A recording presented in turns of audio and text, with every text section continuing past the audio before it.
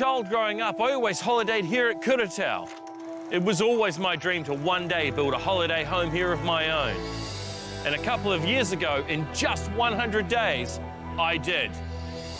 We saw the section, and then we never really stopped. But with only 100 days to complete it, we're starting. Even for me, with years of experience, nothing ran smoothly.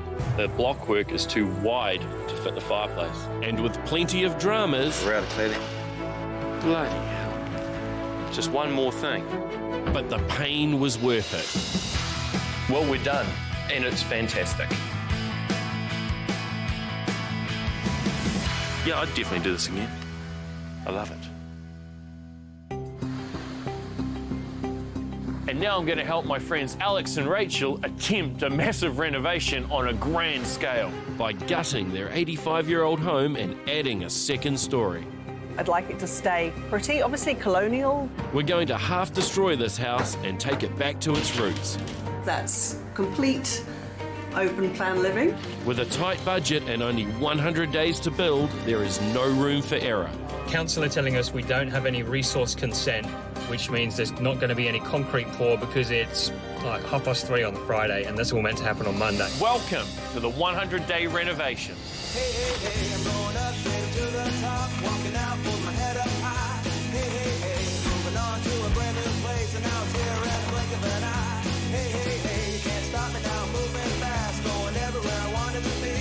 Hey, hey, hey, and now I'm here today with Make For Me. Yeah, I was born to be free.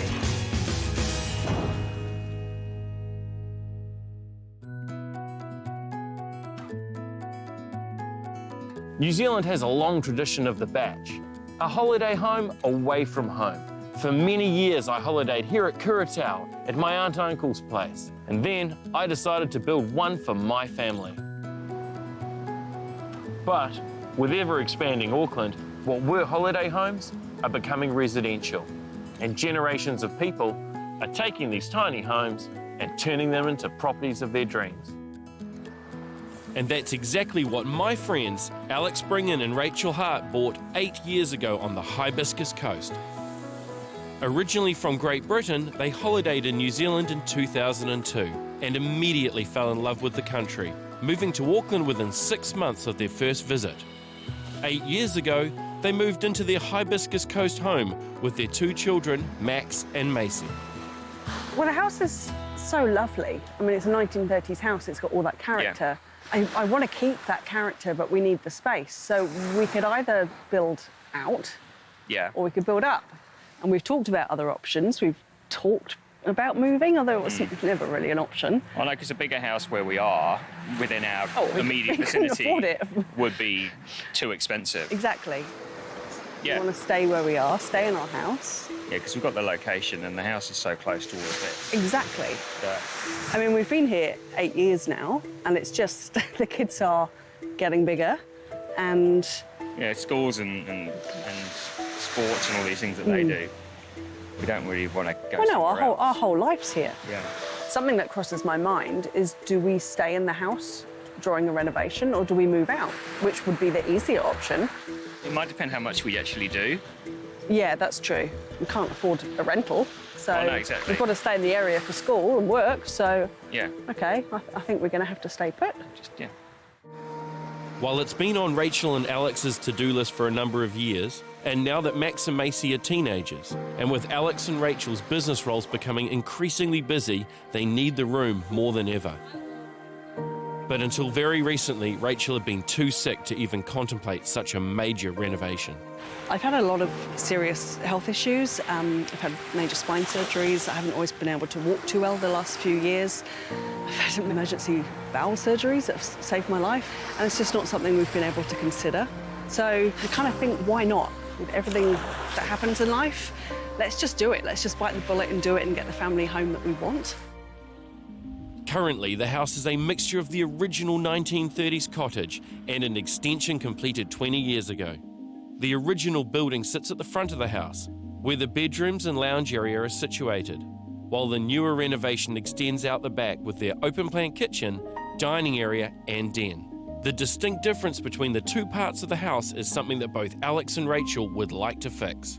It's a really quaint 1930s cottage, and over the years it's been added to, and there's been various renovations to make it what it is today. And the most recent one was about 20 years ago. That's when I think a lot of the character was kind of ripped out of the house. So what we want to do is reinstate that missing character. Want to keep the colonial feel that it had originally. Yeah. Sort of make it sympathetic to what it once was, and but also bring it up to date. I'm going to go and have a chat with Alex and basically have a chat about what options are.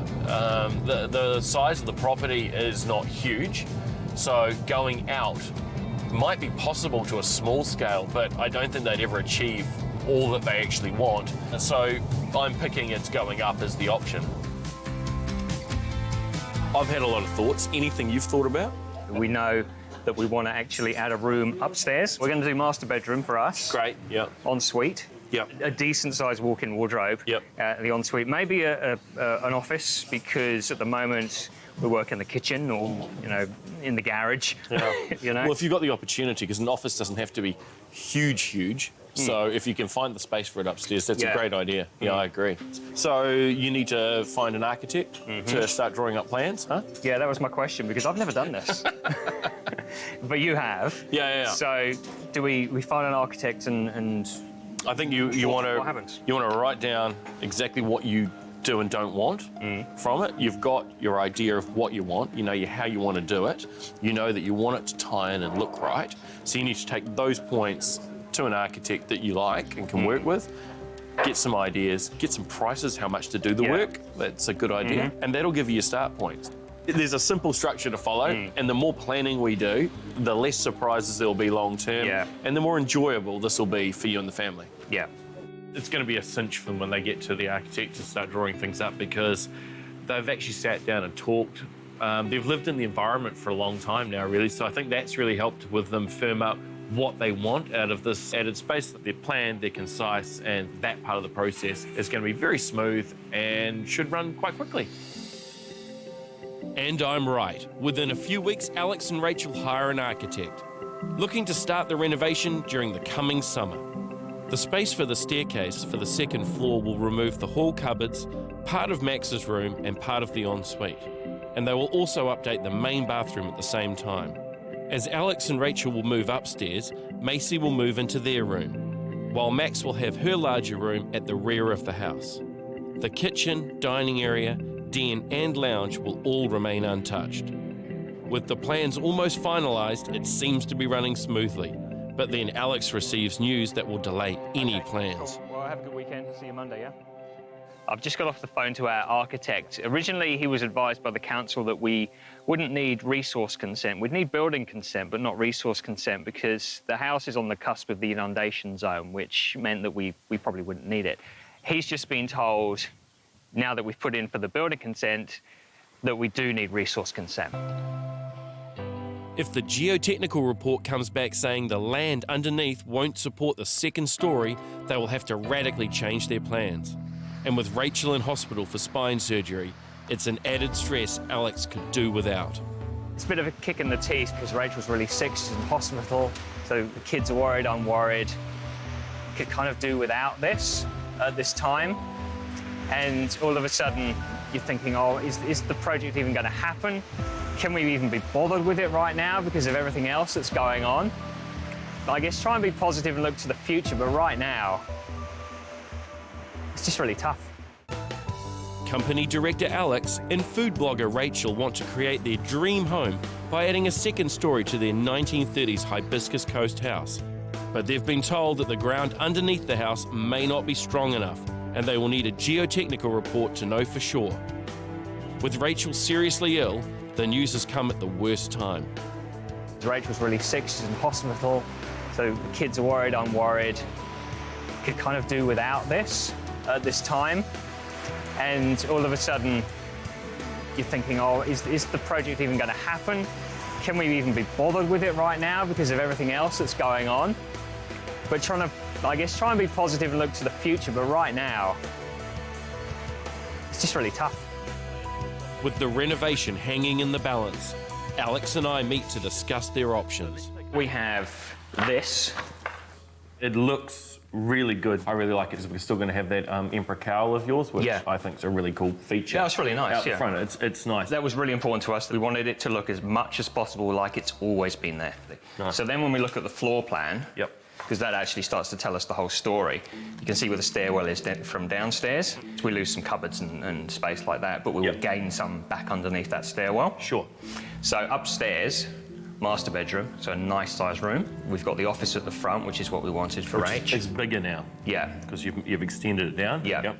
And the walk-in wardrobe is actually almost twice as big as it was in that original plan. It was only like 1.6 wide. Now it's like it's 2.6. Yeah. So that means you've got decent walkway space with. Yeah, because otherwise it was just a corridor with some clothes racks on the side. You know, it wasn't worth doing. And that's also meant we've got a bit more space in that ensuite. You can never have enough space in the ensuite. I love it. One thing I particularly like, I love this little walk-through here. It's a nice little feature. We've been really lucky with a great architect and getting some really good drawings done. So we're good to go. But we're going to need to get resource consent, which we're hoping we wouldn't need to get because it's going to be extra cost. And I'm talking, tens of thousands of dollars to get to that point. Part of that cost is a geotech report from an engineer who will come around and dig down, bore some holes to find out what is actually down there. We know it's sand, but how compact is that sand? And hopefully it's going to be a combination of more and wider footings just to spread that load. The worst case scenario really would be they'd have to cut a side of the house out, drive a pile driving machine in there to put those big timber piles down, and they can go down meters. So my concern is that that's going to make it too expensive, or the report's going to come back and they say you can't actually do what you want to do. You're going to have to extend it out, which is going to be hard. We're not doing that for a reason, or we actually flag the project. To understand the issues they're facing, you have to go back almost 100 years to when the house was first built as a small holiday home. For much of the 20th century, the Hibiscus Coast was considered a holiday destination, and even after the Harbour Bridge was opened in 1959, it remained a sleepy holiday spot. In fact, the 1966 Encyclopedia of New Zealand states that the Whangaproa Peninsula was for retirees and holidaymakers. It wasn't until the motorway was extended to the Hibiscus Coast in 1994 that it became residential, and the original cottages like Alex and Rachel's were turned into homes. And that's when Whangaproa's geological structure becomes so important. The land around Whangaproa is made up of sedimentary rock, large cliffs, and sandy beaches like this one. Fantastic if you're looking for somewhere to holiday, but should you want to build, it can cause a few problems. If you've built on top of the cliff, it's likely you'll have to strengthen the cliff face, as the sedimentary rock can easily erode and crumble away. And if you're like Alex and Rachel and you're building on the flat, a stone's throw from the beach, well, you're building on this. Alex and Rachel's place. We're going to do a little demonstration here to show you how it works. All it takes is one fish tank, some sand, and some Lego. Fun, I know. Okay, so what we've got here is a single-story house sitting on top of an alluvial base, which is basically stuff that's ground down out of rivers and the like, which is what Alex and Rachel's property is actually currently built on. Now, if it does not have a solid base below it, this is what's going to happen. Take our single-story house, remove the roof, pop on a second story, and push.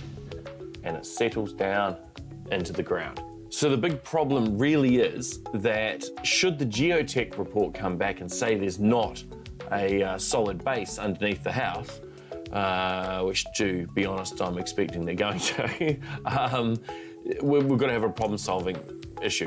Do we bring piles in and try and ram them through the house? No. I mean, that's just totally impractical. So the option they're kind of going to have up their sleeve is to build larger, shallower pads underneath the house. And how those would work, and really this is the option, is to the base of the house, we add in pads to disperse the weight. House goes back in place, second story goes on top, roof goes back on, like so, and now if I push down, the house doesn't move. Effectively, all we've done is displace the load of the house out across the surface of the ground. A clever, quick, and smart solution. With the geotechnical report and resource consent costing an extra $9,000 without any guarantees they can build, it's now just a waiting game until the engineer comes back with the report. Something you've always got to think about and is often forgotten is before you start building, there's a whole heap of costs that have got to be covered. You've got everything running from getting the architect, council consents, permits required. So a lot of extra costs, and you can outlay 30 grand easily before you even start the process. So remember to factor that into your budgets.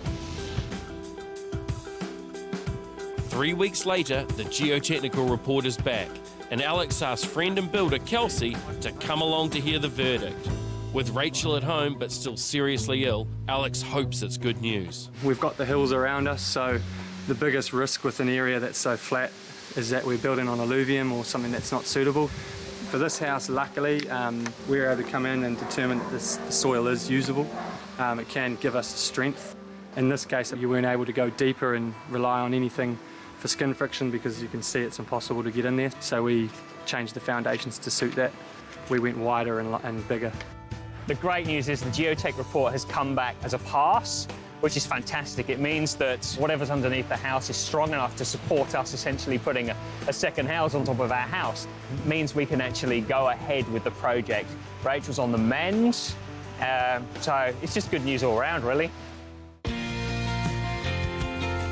Food blogger Rachel Hart and her husband Alex Bringan have just been given the go-ahead for a major renovation for their 1930s home in the Hibiscus Coast, and that the land beneath their house will be able to support the weight of a second story.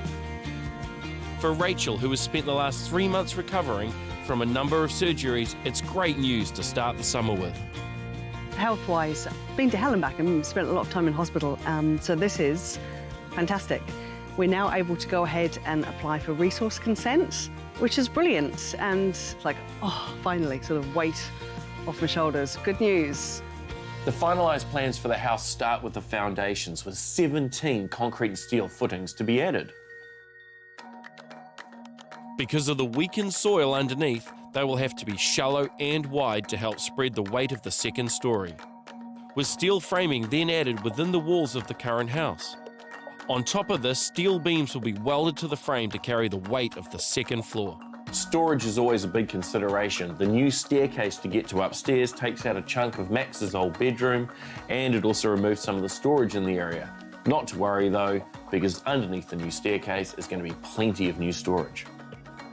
On the second floor, Alex and Rachel will build a new master bedroom, large walk-in wardrobe and ensuite bathroom, as well as having an office for Rachel that faces the front of the house. The ultimate goal is to return the house to its 1930s glory. To do that, with the new build section, they're going to have to get matching weatherboards, matching roof tiles, and match the shutters from downstairs, the external ones, and transfer them to the top story, all the while creating a modern interior inside. It sits perfectly above the old house, and I think that's the key. It's not always just about the interior layout, it is how it is going to fit on the property and look like it's meant to be there. And I think this has been achieved both through the shape and the outline of what's going upstairs and the continuity of materials, and that sort of attention to detail is going to give Alex and Rachel the result that they want. Alex and Rachel apply for resource consent, but with a limited budget, they will have only 100 days to build, something I'm very familiar with. It's nice that we get to sit down and have this little chat. I look forward to helping out, pottering along with you. Okay, so what about budget? I've got a gut feeling, which is Scary. based on a certain amount of experience of doing some decent projects. Yep. Sticking to it's going to be the trick, isn't it? Which is probably your Yes, skill. I think, you know, not being funny, I think I will be better and I'll be the one to keep us to budget as close as we can be. With regards to costings and bits and pieces, thought about a quantity surveyor maybe? No, actually. Okay, so quantity surveyor is going to cost the job. So you know when you get your concept drawings through, you can actually take those to them. They can give you an estimate based off that of what the project's actually going to cost. And they can also do bill payments and help manage that side of the process for you. I kind of like it. It can kind of keep you separate slightly from the contractors working on the job, and it just allows it to flow organically. But also, you know, how you're going and what your projected bills are for the next month. One thing they don't do is project manage. Okay. Any ideas about project management? Yeah, we thought about it, and we'll probably share it. Yes, that's our idea. Not sure what you'd think about this. Yeah. That's fine. Yeah. You need to make sure the communication is very strong. Yeah. Not like relationship communication, Yeah. but building communication. So if the builder talks to you, Rach, and says, oh, hey, blah, blah, blah, and you go, oh, yeah, do that, that, and that, and I need this, Yeah. and Alex doesn't know about it, but Alex is there for the next 2 days, and he goes, oh, what do you mean I was meant to come pick up nails? Yeah. So as long as you keep that communication, and you probably want someone to be slightly more lead, maybe a 60-40 share, Sure. you know? Okay. I'm staring at you, Rachel. We're all thinking it. Hamish, I think you're enjoying this. Oh, I'm enjoying this. Look, I'm enjoying like, this immensely. I wanted to catch up and tell you about our plans I just... am excited for you. I am noticing your stress level right now compared to when you were doing this. I'm pretty chilled now. That's really good. Yeah. Which is kind of why I understand where it's going to come, you know, and you don't see it coming, and little problems. Which are actually relatively easy to solve if you step back, can feel like majors. You know, I have things like we had trouble with the fire. We got built with concrete and we had to concrete sewer it afterwards. That was a special occasion. Now, I don't even worry about that. There was a ding, a tiny ding taken out of one of the concrete blocks. And I was stressing because that was going to ruin my look. I couldn't even tell you where that was now. Wow. And people think that it's this monumental task, but you're only talking about a few months, 100 days. Yeah. But it's nothing in the scheme of things. In the scheme of things in a year, it's nothing. It's tiny, it's a tiny amount of it. I think that's a really good point, though, because I like to control things, or I like to be on top of things and manage projects and things like that. And I think it's important to remember, and you might need to remind me of this in months to come, that what seems important at the time or something we're stressed about that changes in the build or goes wrong actually may not worry us at all in a few months' time or years' time. Or See, already off the bat, you've got a plan, you've got some ideas that are defined, and it's just not exciting just for you guys, it's exciting for, you know, Macy and Max. You know, it's a cool thing to be doing. All right, I think we better have a little bit of a cheers to the house. Cheers. Cheers. Cheers. Christmas and New Year's come and go, and it's not until the end of January that Alex and Rachel hear back from the council. And it's good news. Well, it's really good that we've got the resource consent finally, but because it's all been delayed a little bit, Kelsey, who's our builder, he's had to find some work to do to tide things over. So that's fair enough, but it means we're probably looking at an April, kind of Easter time to actually kick things off. With only 100 days to complete the renovation, they can't afford any delays in the work. And with the build now scheduled over the winter months, it's less than ideal. we're hoping it's not going to be too disruptive in the house itself with the wrapping on and... Yeah, because we're adding to the house. We're not doing any demolition as such, really. You know, there's more house going on, so there will be times when it's probably quite disruptive. But winter in Auckland, to be honest, it's not that cold, is it? No, it could be a lot worse. So it could be a lot worse. Renovation is going ahead. That's awesome. Problem, they still want to stay in the house. I think it's a bad plan, so I've brought Alex down here to have a look at one that's currently underway, similar situation, just so he can get an actual feel of what the sort of state of his place is going to be. Hopefully that helps. Alex, you're already here. Hey, Mash. Yeah, have you had a look around? I'm kind of worried because it's gutted. Yeah, I think there are a lot of parallels and similarities we can draw on here of what you should expect going forward. So, do you want to have a look? Let's do it. Okay. So this is, I think, where the stairs are going to be. So, I mean, this is really good because this gives you an opportunity to see exactly how big the staircase area is in your place, because this would be pretty much exactly the same size. The other thing, of course, is if you look up, I mean, that gives you an indication about how exposed you're going to be when your roof comes off and the ceilings and the trusses come out. What we're going to do to our house is not as extreme as what they've done here, because downstairs they've pretty much gutted the whole thing. We're leaving a couple of rooms almost completely alone, but to understand what it takes and how long it takes and what it's actually like inside your house to live with, I'm feeling okay about it. I'm feeling good. Wayne, how are you? Good, mate. How are you? Hamish, good to see you. Just out of interest, you've got the tent over the top. That's good, yeah. Oh, yes. Timber's dry. The inspectors love that sort of stuff. So, And when it rains, noise. yeah. Yeah? Real deafening. Yeah, it's a drum in here. So when the rain comes down, it's real loud. Because the cool thing is, Alex is actually planning on staying in the house. The cool thing. Yeah, I know. Hey, It's cool, like literally like camping, huh? With builders in the mix, I don't know that's much of a camping scenario, but hey, you know, it's a brave man. Would you stay in a house?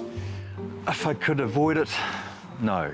But sometimes, you know, the dollars and cents, things stack up against you. You've got to do what you've got to do to get through. Young ones in the house, you know, health and safety these days got to be taken into consideration. A lot of moving targets to nail down to, you know, the roof coming off. We're not gutting absolutely everything, so there will be corners of our house which you could actually live in, but it's going to be really tough. It's going to be this cold or colder, and I'm quite cold now. It's late afternoon. It will be livable just for me. Not so sure about the family, to be honest. I think I'm getting through. But he's now seen exactly what it becomes, and I think he's starting to see that maybe he wants to get his family at least out of there. I mean, it's an expensive exercise, making a house secure for a family to live in each night and then sort of make it a work site again each morning. There might be an hour in the morning, an hour at night. Time is money, especially when you're on a building project like this. Company director Alex and food blogger Rachel are in preparation to radically renovate their house, taking it from a pokey 3-bedroom cottage to a 2-story 5-bedroom home. But it's been a long process to get from the planning stage to building. We've got the resource consent through, which is fantastic. It means the last 2 years of thinking about it and the last 6 months of actually planning and spending all the money to get to this point are actually worthwhile. And we haven't just wasted our time and wasted our money. So it's fantastic, isn't it? Great. Yeah, real relief. With a tight budget, they will have only 100 days to build. So Alex hires James White as his quantity surveyor. James will not only be responsible for creating a budget, but he will also check suppliers' quotes and track payments throughout the build. We've done an estimate. Yeah. And so I just wanted to run you through a couple of the key points and just make sure that you're familiar with what we've done and comfortable with the number. Yeah. Because if you're not, there's a bit of shuffling around. We've estimated that to do the top floor extension and the renovations downstairs, you're just a tick under 400,000, including GST. That includes all the works, all the labour and material, as well as the contractor's overhead and margin, and a bit of a contingency. How much of a contingency? Is there a standard formula to this? Yeah, so contingency differs from project to project. Your project, there is some complexity in terms of ground conditions. We don't know quite what to expect and how difficult that's going to be. For your project, we've put in an extra 45. So that's driven out of, because we don't know where we are at yet on how much earthworks we may or may not have to do. That's right. It's not only under the house, but it's also, we're dealing with an existing house. So until we kind of strip the house back, it's a little bit unknown. And so it's a bit of a safety margin there. To have what we'd done and what he came up with being so close has given me real confidence that the project's actually going to be a success. We're not going to get 3/4 of the way through and run out of money because we've undercooked it or anything like that. And we've got the right people on the team. I've got this estimate from your builder that you forwarded through to me, and it aligns quite nicely with where we've had the numbers come out. It's nice when they come out so close. It's very close. It's within a couple of $1,000s, but there are some differences between our estimate and the builder's estimate. There are some things like the landscaping, for example, which the builder's allowed $25,000. We've got an allowance in there for much less. We've only got a couple of $1,000s in there for some replanting of materials. So it'd be good to sort of sit down with them at some stage or get a list of questions through them to sort of understand that, because our bottom lines are the same. Yeah. how we get there is slightly different. And you look at what they've supplied, and I guess those are ballpark numbers of what you should expect to pay for these sorts of things. Yeah. I think they're hitting all the right notes. Yeah. So really the next steps from here is to have that conversation with the builder, to try and sort of consolidate that price into a contract. Yep. Prior to starting on site, it might be a good idea to have a catch-up, Yeah. just to see whether everybody's on the same page. Sure. And then through the project, we'll just touch base every, say, sort of 3 or 4 weeks, Yep. see how you're going, and making sure that we're tracking those costs as they come in. Having the expertise of a quantity surveyor and spending that money, you know you go into the project with all the boxes ticked and you're not going to miss anything. So having somebody to go to throughout the whole renovation is going to be invaluable to that whole process and reaching the end and not having some kind of hideous disaster along the way or running out of money or something like that. Before the build can begin, there are a number of key decisions that Alex and Rachel need to make, including electrical wiring and power points. And Alex is definitely keen on future-proofing whatever they install. Robert, I've brought Alex along today because he is tech-savvy, a whole heap more than myself, to be perfectly honest. We're renovating his property. It's two-stage sort of thing. So we've got a new build with an addition going on for a second story. And downstairs, we're going to update a lot of the lighting and the electrics in the property. It's an older property, so I guess, how about we kick off first of all and show Alex what's available with switching. Okay, let's do it. I've got a few ranges in this drawer right here. Okay. And I've got a few more down here. And I've got a few more down here. So as you can see, there's quite a big range available. So I think we'll be you're pretty much sport for choice. Yeah, We are. I actually instantly quite like this because it's kind of sympathetic to your old school standard white switches, but it's got a bit of a modern feel to it, yeah? And I like the USB thing, that's a great idea. I'd like them everywhere. Guys, you've chosen the brand new PDL Iconic. It's a matte finish, which is very, very popular these days. You can do things like little optional icons. That's actually really good because we've got, it's only a 2 by the front door, inside light, outside light. 8 years later, I still don't know which one is which. Labelling it like that, just with an icon, I think that's actually quite a cool idea. Makes it so much easier, I fully agree, absolutely. One of the very, very clever features about Iconic was the fact that you can actually just change the skin. The item that goes in the background, which the electrician's installed, is universal to all the different colours. This is electrically safe without the skin on it. You can play around with the colours and not have to worry about any electric shock issues. I really liked the faceplates on the light switches and the power points. So that sort of twist on what is the traditional, giving it a bit of a modern edge, that I think is spot on for what we actually need.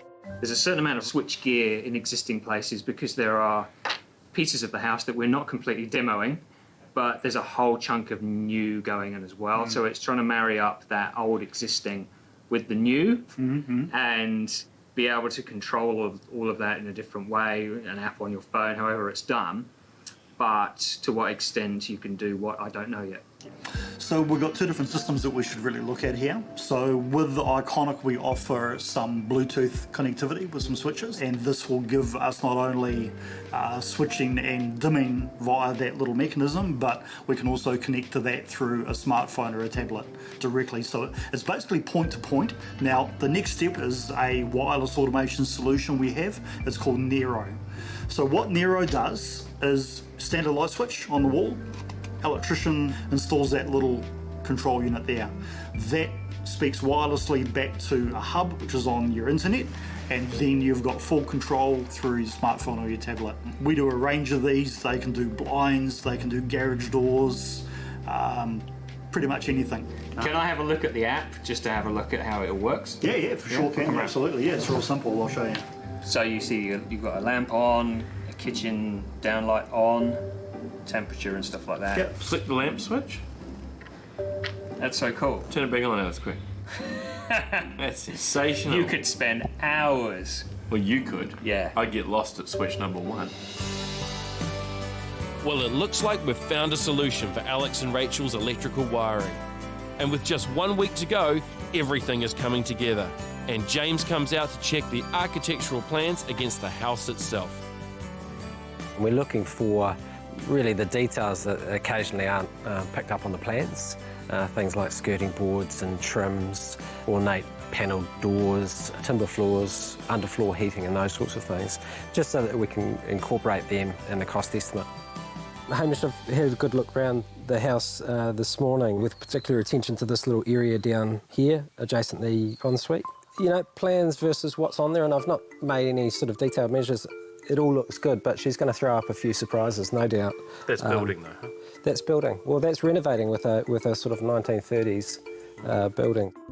Really good idea here. James, being a quantity surveyor, has actually gone through the plans that Alex and Rachel have settled on to make sure that what's going into the new part of the house and what's actually been specified to be done matches what's in the old house. And an easy example here is the whole rest of the house has actually got, say, 60mm high skirtings with a bit of detail in them, but what's actually been specified for upstairs are 40mm plain skirtings or something like that. Now, that means the builder, who's done exactly what he's been asked, is priced on the 40mm high skirtings instead of the ones that match the rest of the house. So you can see it's a small detail, but it can be a cost surprise that can pop up later on if you're not expecting it.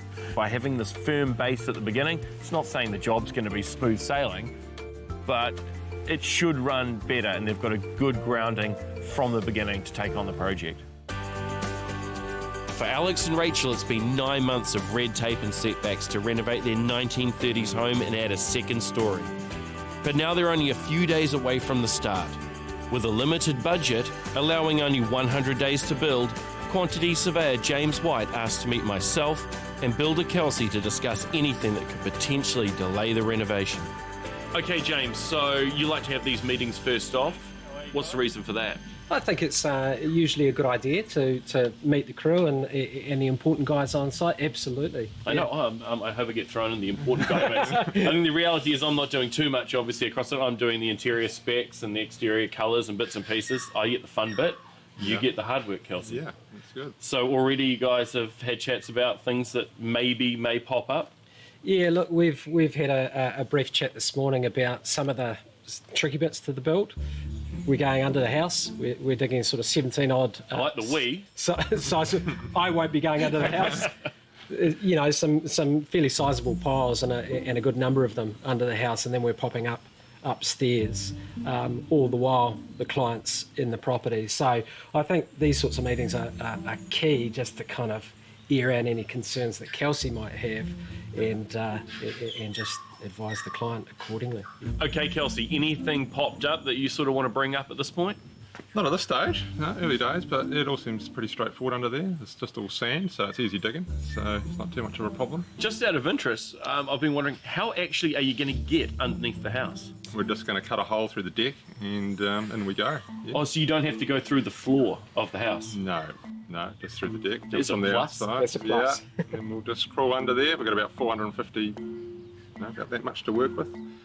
So we've just got some little shovels and away we go. So I guess the two of you will be liaising throughout the process with all the bits and pieces?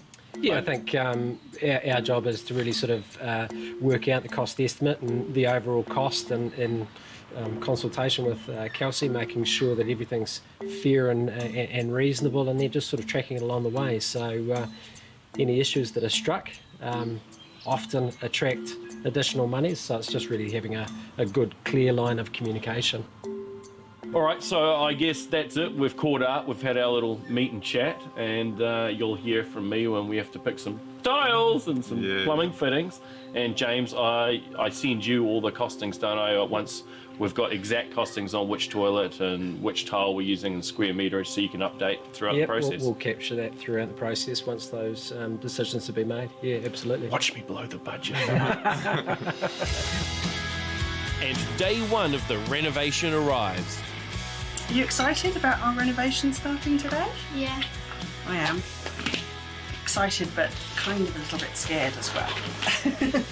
I mean, we've spent years sort of daydreaming about the possibilities for the house, the options of building up. And this is it. It's actually happening. This is day one. This is really exciting. I suppose I am also a bit apprehensive just about the unknown, because anything can happen in a build.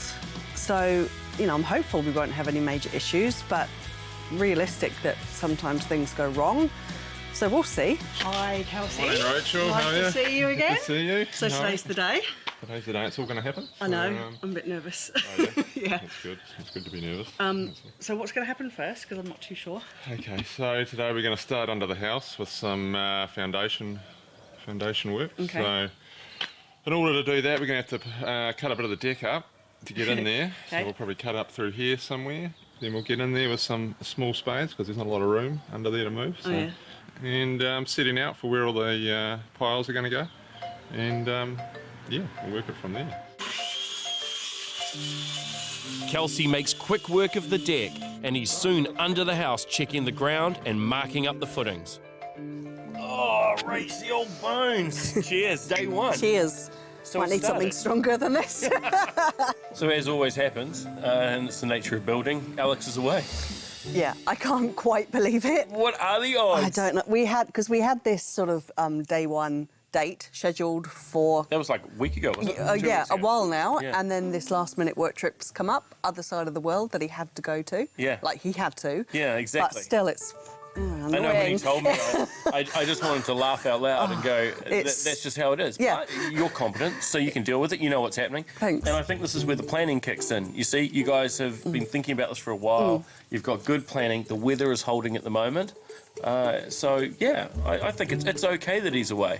Yeah, I mean, I'm not telling him that. He's. Oh, no. He's gonna pay. He thinks he's in trouble. There'll be treasure coming from overseas for the trip. I love it. So, with regards to packing up the house, you guys going to have to do some of that? Yes, somehow we're going to have to pick it up, put it somewhere, be able to get to it, Yep. and live in the house, Joy. which I'm sort of having increasing doubts about, but we are staying put. Do you know what? You try it out, you do it. If it doesn't work for you, Yeah. then it doesn't work. Exactly. But it is, I mean, moving out is an inconvenience. It's an added Yeah, expense. yeah. You know, and every week you're out is like a tap or a, Exactly. you know, Exactly. it reduces choice and Yeah, option. yeah. And we like lots of option and choice at the end, Rachel.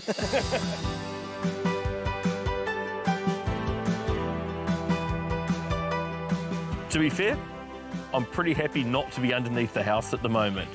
Kelsey and Nathan are under there digging out the footings. There's pretty low clearance underneath there. There's enough for them to do it safely, but it's pretty tight, dirty, grueling work.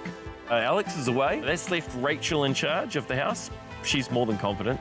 I mean, Alex was going to be doing at least 50% of the project management on it. I guess we'll see. It's early days. We're kicking off, and yeah, hopefully he's here for the rest of the build. Otherwise, Rachel will be, taking the reins. Next week, Rachel and I decide on the overall design I'd like it to stay pretty, obviously colonial. and the reality of renovating an 85-year-old house hits, The box is definitely older, that needs to be upgraded. which sends their budget into a tailspin It does feel a little bit like I'm kind of burning money. and delays the build. I am not happy.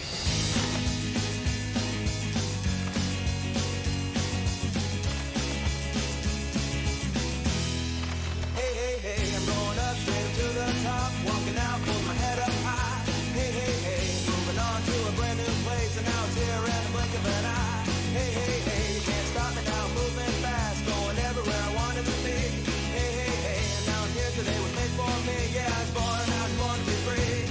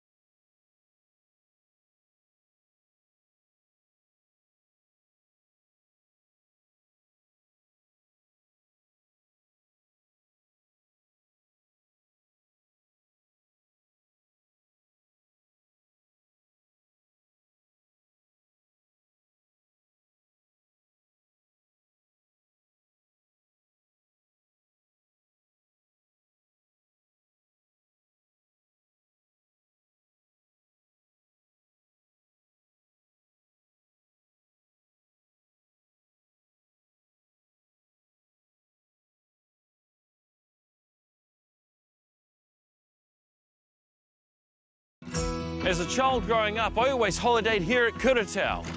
It was always my dream to one day build a holiday home here of my own. And through the years, as a high-profile home designer, it remained my dream until... We saw the section, and then we never really stopped. But with only 100 days to complete it... We're starting. Even for me, with years of experience, nothing ran smoothly. The block work is too wide to fit the fireplace. And with plenty of dramas... We're out of cladding. Bloody hell. Just one more thing. But the pain was worth it. Well, we're done, and it's fantastic. Yeah, I'd definitely do this again. I love it. And now I'm going to help my friends Alex and Rachel attempt a massive renovation on a grand scale. By gutting their 85-year-old home and adding a second story. I'd like it to stay pretty, obviously colonial. We're going to half destroy this house and take it back to its roots. That's complete open plan living. With a tight budget and only 100 days to build, there is no room for error. Council are telling us we don't have any resource consent, which means there's not going to be any concrete pour because it's like 3:30 on the Friday, and that's all meant to happen on Monday. Welcome to the 100-day renovation. Hey, hey, hey, I'm going up straight to the top, walking out with my head up high. Hey, hey, hey, moving on to a brand new place, and now it's here in the blink of an eye. Hey, hey, hey, you can't stop me now, moving fast, going everywhere I wanted to be. Hey, hey, hey, and now I'm here today was made for me. Yeah, I was born to be free.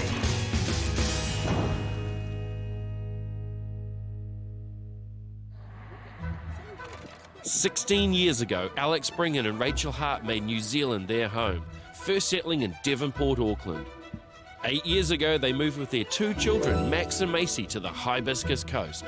It's a really quaint 1930s cottage, and over the years it's been added to, and there's been various renovations to make it what it is today. And the most recent one was about 20 years ago.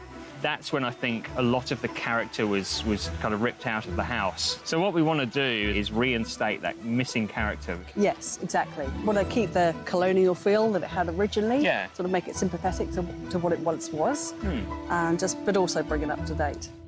Alex and Rachel wanted to expand their house by adding a story, but Rachel's constant health problems put their plans on hold until now. I've had a lot of serious health issues. I've had major spine surgeries. I haven't always been able to walk too well the last few years. I've had emergency bowel surgeries that have saved my life, and it's just not something we've been able to consider. So I kind of think, why not? With everything that happens in life, let's just do it. Let's just bite the bullet and do it and get the family home that we want. But it wasn't all plain sailing, and after drawing up their plans, they discovered that the land under the house might not even support a second story, and that they would need a geotech report and resource consent. The results from the geotech engineer found that what is underneath the house is pretty compact, and it's been there a very long time, so it means we'll have to put some wider footings in to hold up the structure of the new house. But the really good news is that he says we should get the resource consent approved pretty easily. After a 3-month delay, the first day of the renovation has arrived, but they were missing one important person. Alex is away. Yeah, I can't quite believe it. What are the odds? I don't know. Because we had this sort of day one date scheduled for a while now, and then this last-minute work trip's come up, other side of the world, that he had to go to. Yeah. I know he's gutted not to be here, but as I've said to him, you know, we've got a long way to go yet, so he'll be here for the vast majority of it. A week on, and Alex is back in the country and catching up on sleep and the renovation. I'm feeling okay. It was a 36-hour journey, so I'm pretty knackered. And really what I'm doing today is playing catch-up on everything that's been happening, trying to get my head around where we're at. When Kelsey arrived this morning, I asked him how it was going. He said when he first looked at it, his gut reaction was, I don't think this is going to work. But luckily, you dig down about that far and you hit sand. So the irony is, even though we had to do all this work because we're right by the beach, the fact that we're right by the beach means that digging those holes is actually doable, otherwise it wouldn't be happening. Alex and Rachel's plans are quite ambitious, But it seems having sand as a base has been an advantage to constructing the footings for the second floor. To add the second story, Kelsey will concrete the footings, remove the interior walls to add steel beams which will connect the footings to the second story and provide support. Upstairs, they will build their master bedroom, large walk-in wardrobe, ensuite bathroom and an office for Rachel that will look out onto the street. And the front of the first floor will have major renovations as well. The stairwell will be created by removing storage space from the hallway and Max's current bedroom, as well as narrowing the main bedroom and ensuite. The main bathroom will be renovated as well, replacing the rotten floorboards and worn fixtures. Macy will move into what was Alex and Rachel's room at the front of the house, while Max will move into her old room, with his current room becoming the guest bedroom. Storage will then be put back under the stairs. The back part of the house, including the kitchen, living room and family room, will be untouched except for minor alterations for the steel beams. With such a large renovation, it's important that any design elements are ordered well ahead of time. So Rachel and I need to be on the same page when it comes to the overall look. So let's start with outside. Yeah. What did you picture for the style of the house? What were you after? Well, it's a pretty cottage at the moment. So when it's built back up, I'd like it to stay pretty. Obviously, colonial style is that kind of the weatherboard style. Any thoughts colour-wise to what you'd like? I mean, I like white, I like grey, and that's kind of crisp. So tones. White window frames, white posts, that sort of thing, and a softer grey on the outside. Now, inside, anything specific? Let's start with Max and Macy's rooms. What have you talked to them about what they want? Macy's, you know, she's girly. She'd like quite a bright white, sort of pale colours or lilac, but the pastels. Quite clean. She's and a girl, white clean and white and pretty. Nice. What about Max? Max, on the other hand, essentially his life is football. Yes. Plays football, sports football, and Barcelona is his team. Sure. So we would really love to give him a Barcelona-themed bedroom. This is taking it to the extreme. Right. But for Max's bedroom... That is extreme. Not as extreme as this. No, but I get what you mean. I see the colours now. Yes, maybe just one or two walls, or I'm not quite sure how we're going to... We could stripe the wall behind the head of the bed. We can do that. We could look at doing something with the fabric and the curtains, because, I mean, those are things that can be changed. Your master bedroom. Oh, if we get to go upstairs and have it as a peaceful... secluded, nice and restful private, feeling. yes. Yep. Your office is going to be up there. Do you want that nice and restful and peaceful to tie through with the master? Yeah, I quite like the white kind of peaceful, so it kind of looks organised, even if I'm not organised, but Now, this might be a bit too white, maybe, and not realistic, but that crisp white office... That's it. I agree. I like it a lot. Things like the entrance hallway and bits and pieces, I think we'll just continue that neutral through. Now, I have to say, I really do like your front lounge. Great colour. I love the Chesterfield couch. Great. It works. Lovely. The only thing we may have to do, maybe, is change the colour of it. If we need to, if it could stay a similar. Yeah, it'll stay deep. We just might shift the tone fractionally. That's okay. So it might stay in the same vein, but be a bit more greyer rather than browner. I'll go away, start working some stuff out, probably take a couple of weeks to get all the bits in that I want, and then you can say yay or nay, and we'll see where we go from there. So do you bring me... I'm going to bring you the samples. It's like a dream come true. Yeah. And don't go crazy, because we're on a budget. We have, you know... Budget? What's a budget range? This is our house this time. I understand. You've done yours. That's why I'm going crazy. No. No, totally got it. So it'll be fine. It's great that Rachel and I are on the same page. It means I can start looking at the design for her and Alex. At the house, there's more surprises. This time, it's the mains power. Just looking at this point of entry box up here might need upgrading. Like a kid could basically jump on something square here, like a table, and grab the cable. The box is definitely old, it's 40 years old, so that needs to be upgraded. The existing power line that comes off the street to the house, it's probably illegal, so that's got to move. The thing is, really, it's going to be another sort of $3,500, maybe $5,000 to do that, which we kind of have to do. We certainly weren't planning on doing, and it does feel a little bit like I'm kind of burning money at the moment, and we haven't even started properly building. Food blogger Rachel Hart and company director Alex Bringen are turning their 1930s three-bedroom cottage into a two-storey, five-bedroom home in just 100 days. But the electrician Dean has just discovered that their mains cable has serious problems. The bigger issue is your mains coming in there. Like, it's not an easy job because you've got to bring a cable. You either trench it right around the house and go straight out, or you go underneath your house and go straight out. Is that the sort of logical solution? It's not going to be too expensive? Everything's going to come at a cost. When you hear that there's major electrical work to be done and that the electrician really can't tell you the price, that's really concerning, and not looking forward to actually finding out how much this is going to cost us. At least the preparation for the concrete footings is going well, with the structural engineer back to make sure they'll pass council inspection. Yes, I'm not going to be able to fit. But he'll have to if they want to keep the build on track. It's good to see that the subfloor's held up. It's very tidy. Good bones, so you see sometimes they try and keep a lot of the piles, and the piles are desiccated and about to fall over, so it's good to see that they're solid, and whoever built it previously did a good job. Yep, so apart from just widening this one out to encompass these 3 existing. Yeah. Good to see no other clashes, and we'll just get to send it through a photo and we'll give it a go ahead. That's good news for Alex, who has the council inspector arriving Friday afternoon for sign-off and the concrete pour scheduled for Monday morning. As Kelsey will be moving some of the spouting while working on the second story, and there's obvious wear and tear, Alex has asked Don from Rainaway Spouting to come out and have a look. Come on in. Okay, so new spouting going on the new part of the house. Yep. Bit of advice from you, really, because we've got old spouting, which is ancient, and some which is maybe about 20 years old. Sure. Do I replace everything, or do we try and make it match? Yeah, great opportunity to replace everything and make it all look good. Okay, well, let's go around and I'll show you the rest of the house and we can measure Sure up thing. and fill me in on how we do it. Good as gold.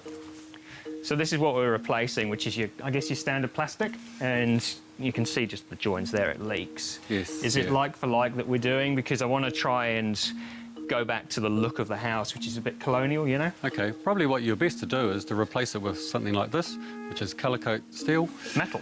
Yes. We would bring the machine here and run off the gutters in continuous lengths, so there wouldn't be any joins to leak. So is that more expensive because it's metal? Because I'm trying to, as I said, I'm trying to save some costs. Yeah. No, it's more cost effective than PVC. The material's in a big coil, and we just run out whichever lengths you need.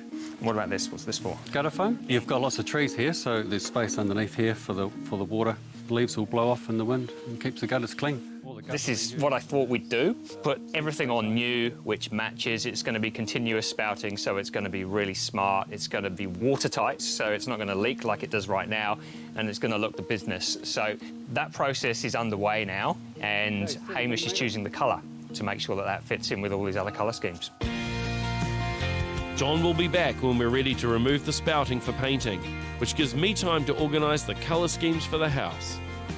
While taking on board what Rachel wants, I really want to push Rachel and Alex out of their comfort zone with my choices, starting at the tile depot. I've had a good look around and think I've come up with what will work. So I've taken her ideas and made them fit into what's available on the market here. I want to have one floor tile through the entire house. So that's the ensuite upstairs, Macy's new ensuite, and the main bathroom downstairs. For that, I've chosen this tile here, and I love it. It fits exactly with what Rachel was after. She wanted a patterned tile, but not too busy. I like the slightly muted tones of it. It works for what we're after. Now, Rachel showed me pictures of brick tiles on the walls. We are going to use a white brick tile. The difference is it's got a bevel to it. This really is a classic layout for this style of tile, and being the gloss, it's going to help with the light in the room because the main bathroom is actually sort of landlocked. There's no windows, so we want to reflect as much as possible in the space. For Macy's bathroom, she sent through pictures of a sort of pastel mint green bathroom. Rachel is wanting to use that in the main bathroom. I want to use it with Macy's bathroom, so we're going to see how that works out. That also is just going to be done in a standard brick layout. Then came the master bathroom. And at this point, Rachel really hadn't sent anything through for what she kind of thought for there. I guess she kind of sent through a general overview of the style she wanted. I want to try something different. I want to push the buttons a bit. I'm going to use a matte black, and this time we're not going to lay it in a brick pattern, we're going to stack it. So that's like this. Since the black tile is quite intense and it is going to have a lighter greyed outline around it, I didn't want to brick it effectively because it would create too much of a pattern running through it, so stacking it's going to give us the best result. Now you may say, Hamish, that's going to be really, really dark. But remember, we're going to have a white ceiling. There are 2 doors in that bathroom which are both going to be painted white. We've also got the vanity unit which is going to be white. We're going to have heated towel rails on the wall which are going to have towels on them. So all in all, the actual wall area that's going to be black is not huge. It's going to provide an amazing backdrop and frame. And the other thing to think about is when they're lying in bed, they're going to have their wardrobe doors open. You go through the walk-in wardrobe and they're going to have the door open through to the ensuite. So you're going to get something beautiful and visual to look at from the room. The other key thing to think about is when you're in at your tile depot is not just the tile you're choosing, because as soon as the tiler arrives, he's going to ask you, how big of spaces do you want? Or he should ask you. And he's also going to ask you, what colour grout do you want? With these tiles, we're going to be using 2mm spaces, and we are using a grey. With the black tiles, it's going to picture frame the tiles a bit more. With the lighter coloured tiles, like the white and the soft greeny blue, that's basically going to disappear and blend in a bit more. When it came to the floor tiles, we're going to use anthracite, and that will frame the outsides of the floor tiles a little bit more, rather than making it blend in too much, just to give it a little bit more impact. I love the tiles I've chosen for Rachel and Alex. I can only hope they feel the same way.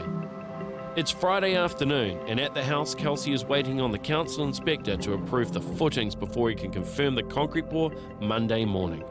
But then he receives a call. Now, council are telling us we don't have any resource consent, which is not the case because that was signed off in January. So we know we have it, we know we have all the paperwork and the numbers, but the issue is, I guess they've lost it or something's been lost in the pipeline. The issue that comes out of that, though, is the foundations won't get signed off, which means there's not going to be any concrete pour because it's like 3:30 on the Friday, and that's all meant to happen on Monday. So, needless to say, I am not happy. Alex Bringen and Rachel Hart are only 10 days into their 100-day renovation, but they've just discovered that the council has no record of their resource consent. So Kelsey called me and he said, "You've got resource consent, haven't you?" And I said, "Yeah, definitely, from a couple of months ago, easily." And he said that the council are saying we don't have it and there's no record of it. It was one of those days, which is back-to-back meetings, everything was going on and everything was going wrong. It was the weekend coming up, trying to get all these things done, which essentially pays for all of this. And all of a sudden I'm being told there's this delay. And I'm not in front of my email, I've got no answers. So I said to Kelsey, call Rachel, she's all the detail and she'll sort it, which she did. And within 5 minutes it was sorted and we had the number the council needed. But by then it was 4 o'clock and it was kind of game over for the weekend. That means the inspector hasn't come to sign off the foundations before the concrete gets poured in. It's 4:30 on Friday, so that's it done for the week, really, and it ain't gonna happen now. Good news is, though, the pergola has come off the front of the house. The scaffolding is happening on Monday, so we're not kind of dead in the water. It's just an annoying delay at the end of a busy week and a day that I could have kind of done without this. The weekend comes and goes with no work on the renovation. But come 7:30 Monday morning, Kelsey arrives on site with a new plan. Well, we're just going to start on the internal walls. A little bit to do finishing off underneath the house with the foundation. Once we take the roof out, we'll find that a lot of the roof structure's holding up the ceiling, so we're going to need to prop up just through the centre of the lounge and stuff. Once the scaffolding's on, then we can get up there and start pulling the roof off, but we're going to really need the wrap on so that it doesn't get, if it does rain, it's all protected. And with perfect timing, Scaffolding guys have arrived early, which is really good, and what they're doing today is unloading the truck, doing a measure up so that they can start the install of the scaffold, which they say will take sort of 2, maybe 3 days.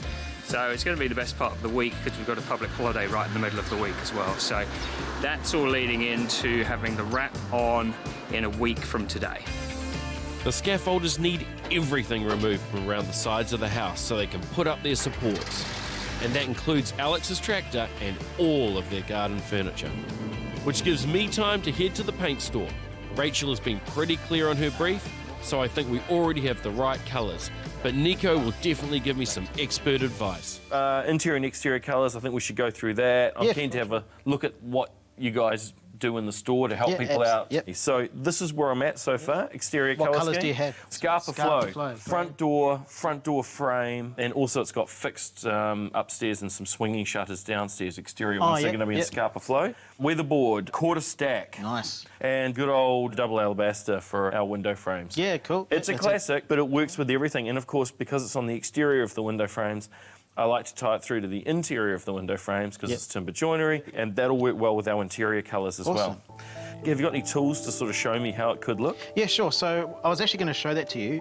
We've got this perfect little, that looks see-through now. Yep. But we put them over say your Scarpa flow thing. We can actually see your door right there. Look at that. And then if you want your quarter stack, we can see right there. So you now can see what your house will look like with your front door. Well, this is good because a lot of people have trouble visualising how the colour's going to work on the place, and this really takes care of it. It's a good tool to use for people to see before they do something and start the ball rolling in their painting process. Exterior-wise, I like a glossy window frame. Right. More for just the crispness of it and the cleaning. And weatherboards, I personally like, you know, a sort of a semi-gloss kind of feel to it, just for cleaning. Is that okay? You can go gloss. That's absolutely fine. The only downfall, though, is that it highlights imperfections. Sure. So you will need to be... Cracking the whip. Yeah, you need to be cracking the whip. If you've got painters coming in or you're painting it yourself, just be way mindful, because in gloss, it will highlight a lot of stuff. Remember, paint colour changes as it dries and with each coat. So when using test pots, apply at least 2 coats before making the big decision. Interior paints, all skirtings, doors, architrave, ceilings will be alabaster. And you're setting the alabaster? I'm stuck in that because I like it tying in from the joinery outside to the joinery inside. Story. And I think it works with the style of the house because the house is older and we want to pick out those skirtings and details. Hallways, I want to use triple C fog. I want to, you know, warm it up a little bit, and you know, I want it to be different to the skirting. I want to have a point of difference. So Max's bedroom, he's a big fan of Barcelona, football fan. He wants half Bahutakara and licorice. Well, I do, because I think that's as close as I can get to the colours. Fair enough, So I'm going to want to compare that, obviously, easily to the shirt and stuff. So I was thinking getting some drawdowns. Absolutely, yeah. Well, so I can order those drawdowns today for you. Cool. And they'll come in the next couple of days, and you can come in then and pick them up and then take them to Max and see if he likes them. See if he likes them, and you and I can have a try of it against the shirt and see how it works out. We'll be able to use that tool as well that we have on our table there. See if it's working. See if it works, yeah. Fantastic. Cheers, buddy, for all your help. I think the colours I've selected will really give Rachel and Alex that colonial feel with a modern twist. At the house, South Pacific Scaffolding have made huge progress, but it will be at least 3 stories to accommodate the new floor, the roof and the wrap over the top. Inside the house, Kelsey is moving on to the demolition, but has hit a snag. All this wall right through comes out, those doors further down, and then we've just got a new wall going in, which is low bearing for the upstairs.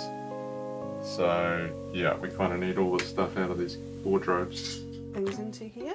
Rachel leaps into action and ropes in Macy and Max to help. She is discovering that the cupboards are a treasure trove of forgotten gems. We've got so much stuff. How did this even fit in this cupboard? Oops. What is this? I don't know what this is. Borax cleaner. We've got to find a way to store a small mountain of belongings. Right now we just have to empty it, but if you do find stuff that you don't want, we can just take it to the op shop.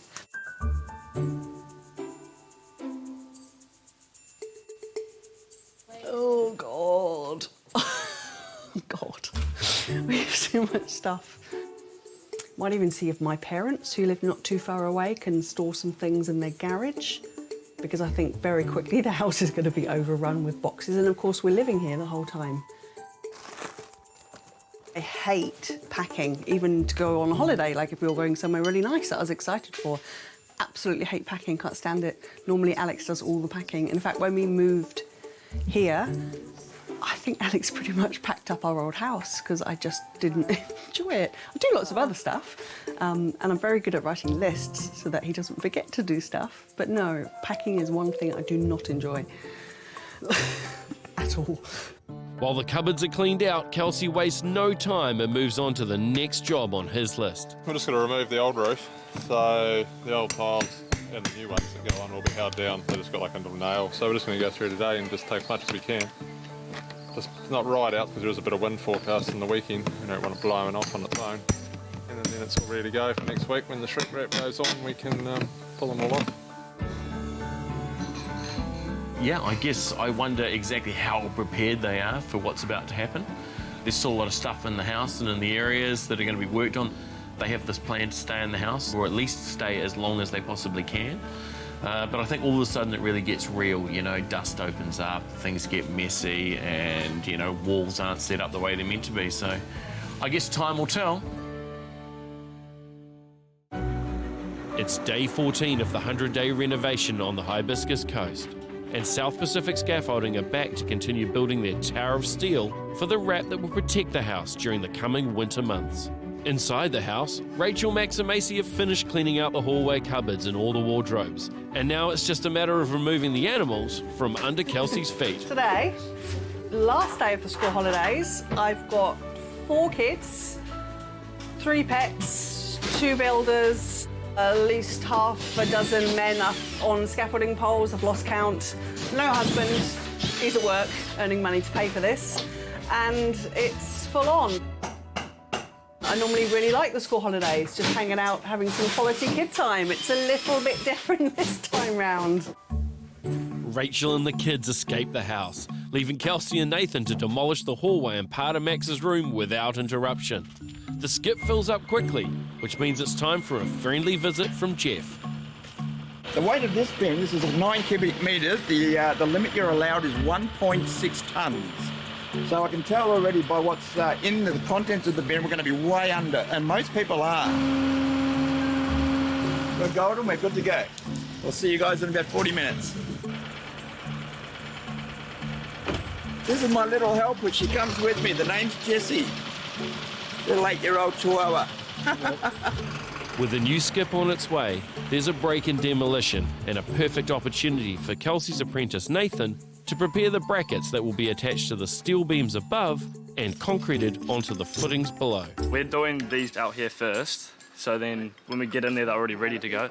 So these brackets go inside the pile, and then what happens when the concrete comes up, the bottom of these get filled with concrete up till there. So this is inside the concrete. It's just to join it all together, so it all holds there nice and strong, and there's not going to be any movement. We're only a few weeks in, but already changes have been made to the plans. So Alex and I head to the council to sort those out. Back when we were doing the original spec around the design with Andrew, our architect, we sort of specified for the bathrooms just replacing what's there with the existing ones and doing kind of similar with the new bathroom upstairs for the ensuite. Since we got Hamish involved, he straight away said, you have to go fully tiled bathrooms, it's going to look amazing. And of course it is going to look amazing, but that's not what we specified on the plan. So with the amendment for the plans to have the fully tiled bathrooms, it's just re-specifying on the drawings so that it's actually written down and listed what we're doing, and that includes the waterproofing product and process so that you know your fully tiled bathroom isn't in a few years' time going to start leaking, because especially upstairs, that's a recipe for disaster. To be fair, we haven't really had any changes for Alex and Rachel. The planning that went into it in the beginning meant that they got what they wanted before it went to council. The reality is at some point everyone is going to make some sort of change to their plans, whether it be small or large. And Alex and I have got a bit of a bet. He says 2 weeks, I say 4 weeks. We'll see how the council does. Rachel has returned home and discovered that the scaffolders have already made huge progress in a short space of time. The scale of it just seems to keep growing. I thought yesterday was, it looked like a sort of triple-storey house. It now looks like we're building an apartment block, which might start a few rumours in the neighbourhood. But no, sticking to double-storey, that's enough. And inside, there are more surprises. Oh, wow! Wow! Okay, I've only been gone a couple of hours. That's complete open plan living. We've got the master bedroom that opens directly into Max's bedroom. And then the bathroom, family bathroom just there. It's surprising how quickly it can all come down. Fingers crossed it can go up again just as quick. If only it worked that way, Rachel. It's an early Friday finish on the renovation and the family heads out on the boat for the weekend. It will be one of their last trips before the winter sets in. This is why we live here, because all of this is 20 minutes away on the boat, and this is one of a dozen islands that we can get to, and this is part of living where we live on the Hibiscus coast. It's great. And you see so many friends out on boats as well? Yeah, we were here in the Tui summer, Tui. and we were over there, and then somebody paddleboards past and says hello, and then we realised it's somebody we know. They're just up there, and then there's two other people. And the neighbours just up there, and it's so you it's end up, really nice. You end up sort of pontooning the boats all next to each other. That's all part of the reason that we're doing what we're doing, and renovating, adding that second story to turn it into the house that we want in the location that we want and already have. That's what it's all about. You can definitely see why Alex and Rachel want to renovate their home rather than buying somewhere else. But it's certainly a mammoth task they're taking on. And come Monday, the site is busy again as the scaffolders race to finish, with the wrap scheduled to go on in the afternoon. Inside, with the stairwell framing taking shape, Kelsey has called in electricians Dean and Johnny to discuss the plan for the new mains cable. The cost to tunnel it into the property increases the further the mains board is from the front of the house. And having worked with them for years, Kelsey trusts them to find the best option for Rachel and Alex. So I was going to sub-main from here and go upstairs. Oh, you put a new board in? Put a new board upstairs, just for upstairs. Because other than that, everything's going to have to come back to here, which is total upgrade. Well, originally my dad was the builder and I worked for him, and then he's used Dean for all that, probably 20 years. And then, I've just carried on and still use Dean. You're not doing anything with the existing cladding? I'm just wondering about whether we move that meter to somewhere kind of handier. Bearing in mind you've got to bring a new main in, so the closer it is... Might be cheaper, you don't have to bring the main all the way to here. If you're going to pick around with this wall, you may as well just put a couple of new sheets of cladding on. Like if we've got a problem, he just rushes around straight away and we'll sort it because, we know each other and we've got that relationship, whereas if you had someone you didn't know, they'd probably, I'll be there tomorrow. Run the mains into here. Yep. Do an internal meter box. Yeah. Run all that crap into here, and then from here to there. I think it's nice and easy to drop. Yeah, well that would be easy here. Yeah, that would be good. That'd be way easier. Yeah. It's really important, especially on a renovation like this, when you always get problems like you might need a pipe, done straight away or whatever. 20 grand will sort that out, Kelsey. Certainly the electrical wiring is already proving to be an expensive dent in the contingency budget. But both Alex and Rachel want to make sure that it's not just compliant, but also won't affect the overall look of the finished renovation. So do we go up here or up here? You go up here. Up here and the returns that way. Yeah, that's right. So this is available space for cupboards, I guess? Yeah. So the switchboard could be in the cupboard? Can be, yeah. Yeah, so we don't have to look at that. Yeah. What I need to do now is get on the phone to Vector and let them know that that's what we're going to do, because they may need to do something at their end. So I need to do that now so we don't get held up when it comes to wiring going in, which is probably maybe 3-4 weeks away. The good news is that the scaffolding is now complete and the Rapid crew can start work. And you couldn't time it any better with a storm about to hit the Hibiscus coast, which is making Jay nervous. How long does it normally take to... Possibly a couple of hours. Couple of hours. Right yeah. Oh, that's quite quick. I thought it would be longer. Got the A-team here today. You got the A-team. Awesome. That's what we'd like to hear. So what they're going to do is they're going to wrap it with the PVC plastic wrap that goes around the outside, and it's going to keep the wind and the rain out, which basically means everyone who's working on the site is protected from the elements and they can just keep on going. But the storm moves in faster than anyone expects, and the Rapid crew struggle in the wind and rain. just heard the rain is coming down, it's getting heavier. If the rain continues like this, the wrap that is going on to protect the building, they were not going to be able to keep putting it on because the rain's going to hamper their efforts too much. So I don't know what that means, because at the moment the roof is scheduled to come off tomorrow, and if the house isn't wrapped, that's actually quite serious. So I don't know what's going to happen at this stage. Renovating an 85-year-old house will always throw up surprises. And in the last 16 days, Alex and Rachel have had their fair share. Firstly with the electricity mains cable, and then with the council temporarily misplacing their resource consent. But with the council approving the footings, the date for concreting is just 2 days away. Next big one for us is the concrete pour for those foundations, because that's the stepping stone to the next part, which is a serious work starting.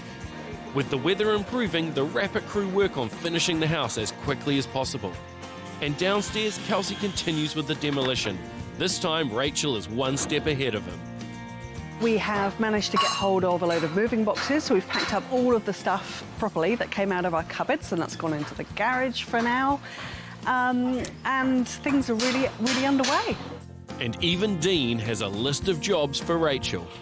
Because what's going to happen, the roof's going to come off. Yeah.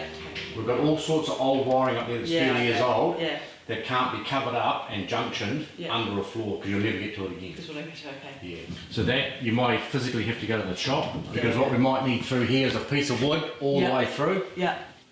So we need to know exactly where that's going to go. Yeah. Because where the wire comes out, this wire here needs to be at a proper place. Yeah. All right. We can be sure on that and have gone to the shop like within the next week. Is that? Yeah, that's fine. That good? Yeah.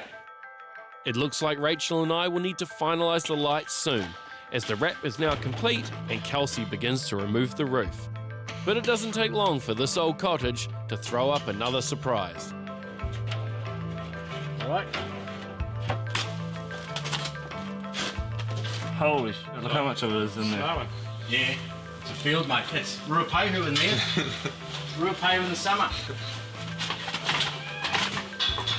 Oh, but yet there's more bats underneath. Yellow bats. That's why it's so high. It looks like there's... Yeah. Well, and things have changed here. It's like it's been snowing. That is a lot of insulation. I guess this is the joy of renovating. We've got all this demolition work. It's so different to building new and from scratch.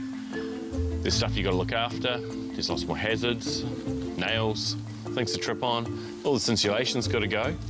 Apparently it's Alex's job. He's getting up here to clean the rest of it away, so good luck to him. So it's another midnight project for Alex. But the good news is that the loose insulation is only a few years old and can be moved into the part of the roof they're not renovating. And Rachel has an idea about what to do with the old roof tiles as well. Oh, so there's a whole heap of this, I think it's aluminium. We're going to take it to the metal yard or to be recycled or salvaged. I'm not going to make any money on it, apparently, which is a shame because we could do with some. But it will be recycled, which is really good to know. With the concrete truck due today for the foundations, the renovation is really kicking into high gear, and Kelsey will need Alex's help more than ever. But Alex has just revealed that he's in training for the Rotorua Marathon and has decided he will compete. So his time on site will be limited. So you finished your training? I have. I've been all right. I kind of stepped up the training in January, early Feb. Yep. And I've been pretty disciplined. Yep. The renovation kind of slowed me down a little bit because I wanted to be there doing that. So how long are you away for? 36 hours all up. It's not long, really, is it? It's fine. Just out of interest, why running? I just quite fancied it. Yeah. I'd done it before, 4 years ago, down in Rotorua. Yeah. So I wanted to do it again. At the time, I was never going to do it ever again. Yeah. And over, this time last year, I was thinking, oh, maybe I'll do it, and I never got round to it. So signed up. Actually, Rachel signed me up. So you're going to do it or what? So She's so kind. I'm doing it. So it was just Oh, I just like to do things. I'm not a sit around doing nothing kind of relaxer. So that's me. All the best. Thank you. When I signed up to do it, the build was meant to be well underway by now. We were meant to start in February. Here we are heading towards the beginning of May, marathon in a few days, and we've barely scratched the surface. And I've got tons to do. I've got all my clean-up stuff to do to save Kelsey and Nathan time. My weekend jobs that I need to tick off are things that I can do as well, kind of the more DIY side of the renovation. Plus, I'm training 5 days a week. Squeezing it all in, people generally think I'm a bit nuts. To be perfectly honest with you, the renovation, well, that's a marathon in its own right. And, you peak too early with that, you fail at the end. And I can't help but think that there's this massive journey of a massive amount of work and stress and everything that goes into it. And here's Alex doing a highly stressful, emotional thing, which is going off and doing a marathon in the early stages. I kind of wonder about it, and I kind of feel that he's going to burn himself out with something like this, where he's got a long way and a lot of hard yards to go. And on top of that, it leaves Rachel to pick up the bag. And at the house, Rachel is on site to supervise the concreting of the footings, although I don't think she was quite expecting it to involve more demolition. Oh. Right, well this is something new. Giant tube going through the house, ready to pour the concrete, and we've got a big new hole in the hallway. Not an indoor spa, that's for the concrete too. But yeah, just more disruption, having to keep our dog well clear, and kids well clear. So, just another day on the life of a building site. The concrete footings will be attached to the foundation via steel brackets, which will support the weight of the second story. It's a momentous day, getting them all poured. It's been a lot of tough work, probably for them underneath there. Very limited space for them to get around in, a lot of digging, weeks now of work underneath to get to this point so they can pour the concrete. And they're down to the last 2 footings. So we just use one short, eh? Yeah. As long as there's enough to fill this one, we'll be right. Yeah, there are other ones like that, but in my hand. Bag it? Yeah, that's no problem. Yeah, okay. Yeah, we're just a little bit short on the concrete. So that last hole we're going to have to just get a couple of bags of 40 MPa and finish it off. The concrete got pumped in, a little bit short on concrete for one hole. That's not too much of a major. They're gonna hand mix some stuff and finish the last one off. So nothing major's gone wrong. I guess that all comes down to Kelsey's planning. He knows what he's doing. He says the way you have professionals doing the job. No drama is good. Next week, I pitch my design ideas to Alex and Rachel. Your ensuite's going to be a little bit different. Illness strikes the renovation. Yeah. Roughly how far behind? Almost a week. And brings the renovation to a grinding halt. There's nothing more we can do on the site until the steel arrives.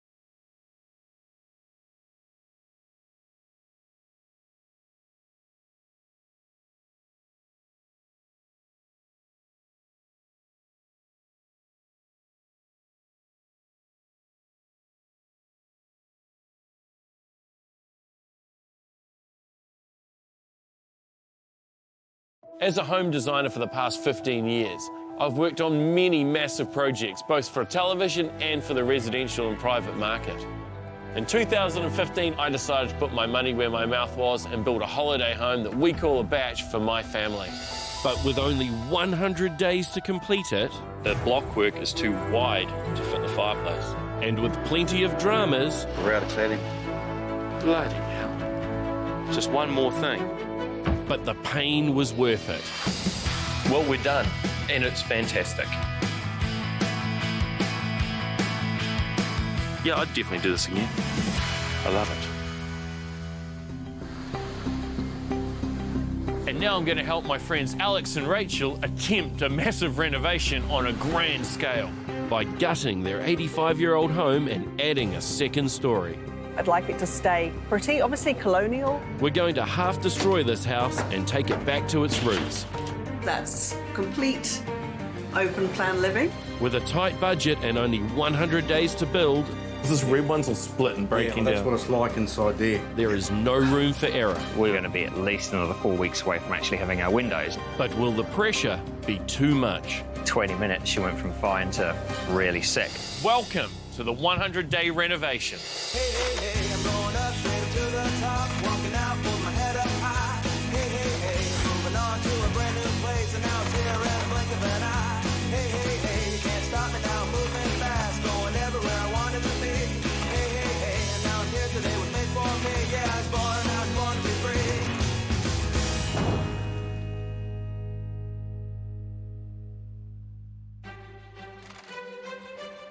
Alex and Rachel have discovered that when renovating, an 85-year-old home will always have issues.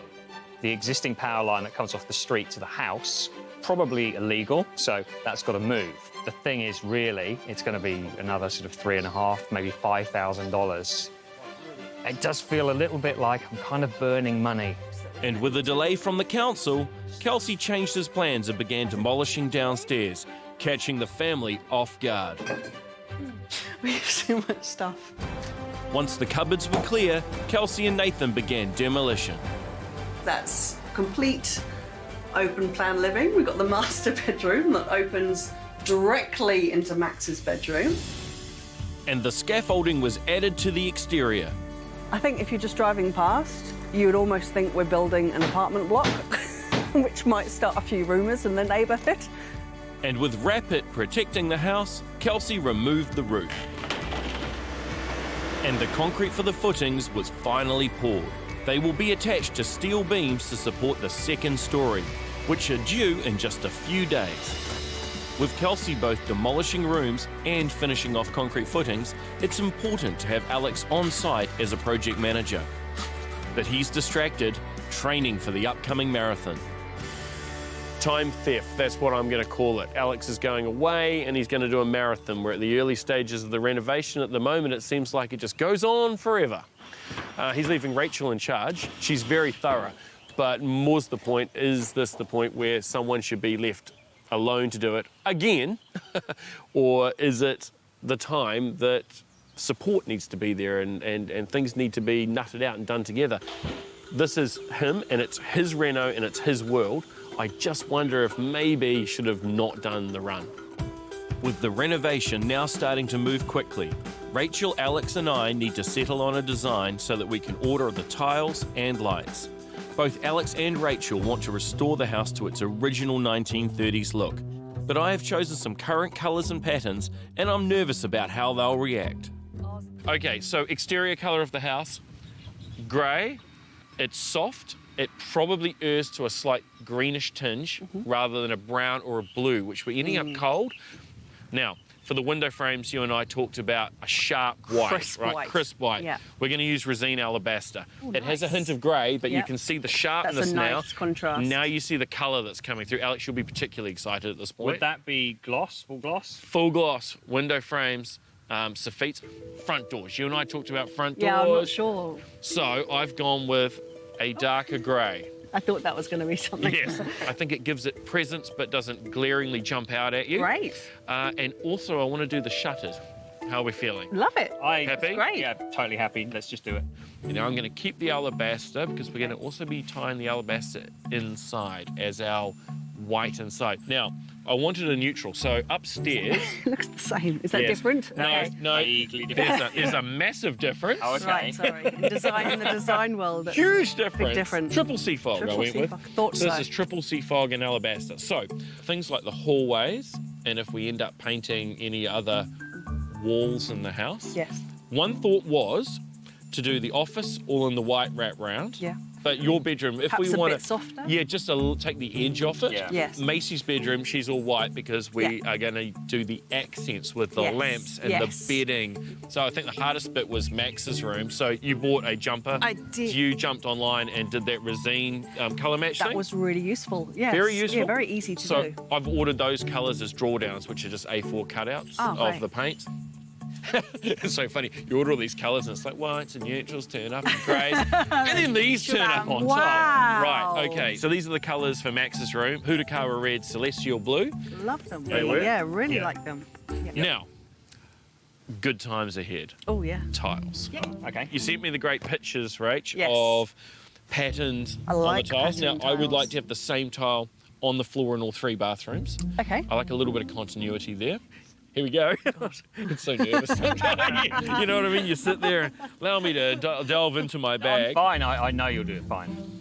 This is the tile I would like to do Fine. on the floor. So it's not a sharp black and white, but That's it nice. gives That's it really now, nice. It's part of a pattern, but that is the end result pattern we Lovely. end up with on the For our floor. floor. It's kind of in keeping with an older house. I think it's got that feel to it. That It is. looks a little bit vintage. It's a modern take on a vintage style. Yeah. Happy with that? You've done well. We're happy Well with done, the Hamish. old the cementina. Yes, it's lovely. Right. You sent through a picture of an aquamarina kind of tile. Yes. And you were thinking of maybe for the main bathroom. Yes. I would like to use it in Macy's. Oh, Because that's you know how she nice. likes her colour? That's nice. The aquamarina, so Yeah. we can use that in her bathroom, which then sort of ties her bathroom through to in her bedroom. I think it'll work and it will be dazzling. Now, for the master bathroom, there's no window, so we want to keep it light, bright, but interesting. I'm going to go traditional because I like it, but we're going to use a white brick tile, but with a beveled With a edge to help bevel. reflect the light around the room. I really like the crisp It's white lovely. against this. And there's our Bit of alabaster shake you around see the for our side. ceiling and our doors. Oh, n- It's probably closer to what you were showing me for like your ensuite style Yes, bathroom you're yeah. looking, but your ensuite's going to be a little bit different. Where are we going? I'm waiting for the big. Well, at least you know it works with this. Yeah, no, so far so I'll show good. you. Okay. I want to do matte black walls, shower walls. Now, you might say, Hamish, black walls, but you've got to remember there's also a window and there's a door and they're all painted white. As long as it's Bit not different. going to look sort of gothic. No. I think if anything, it's going to look more like Victorian-y, which is mildly Okay, that's- that yeah, way yeah. inclined. But you know what I mean. Now these ones here are going to be stacked. That's our modern twist. Okay, so happy so far? Very Nice. happy. Okay, so Exciting. I will start working out things like quantities and all the other bits and pieces that need to go on. Now we've nailed this, then Yep. we'll choose a carpet that works with our tile. Mm-hmm. These aren't the cheapest in the world, but we have saved a little bit when we come to some of the other tile. Okay. You know, so Right. it's about pick and choose. Yeah. But we want to do it right.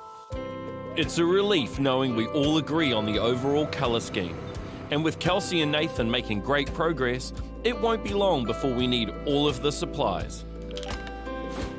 And when we arrive at the house, Alex has received a quote from the power company for replacing the mains cable. It's $6,000. That's like 2 more than what you were thinking. Yeah, which is a lot. So I've called them and asked that. And then the guy, he said, "I'll have a look at the plan that's attached to the invoice," which I hadn't seen. So Great. I opened the plan up, and here's what we have. Power pole, dig, terminate there.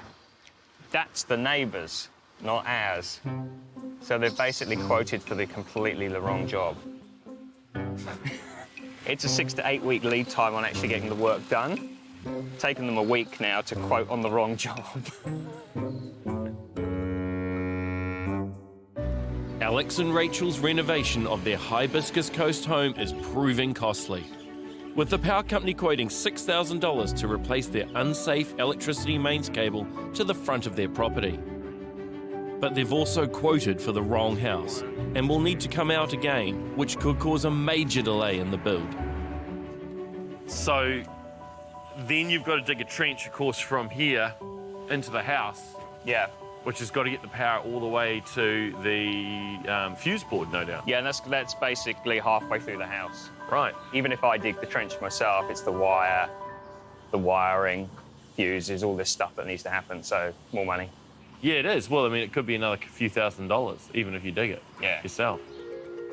The total cost will be $8,000 and will have to come out of the contingency budget, which is less than ideal at such an early stage of the build, particularly as this 85-year-old cottage continues to throw us surprises.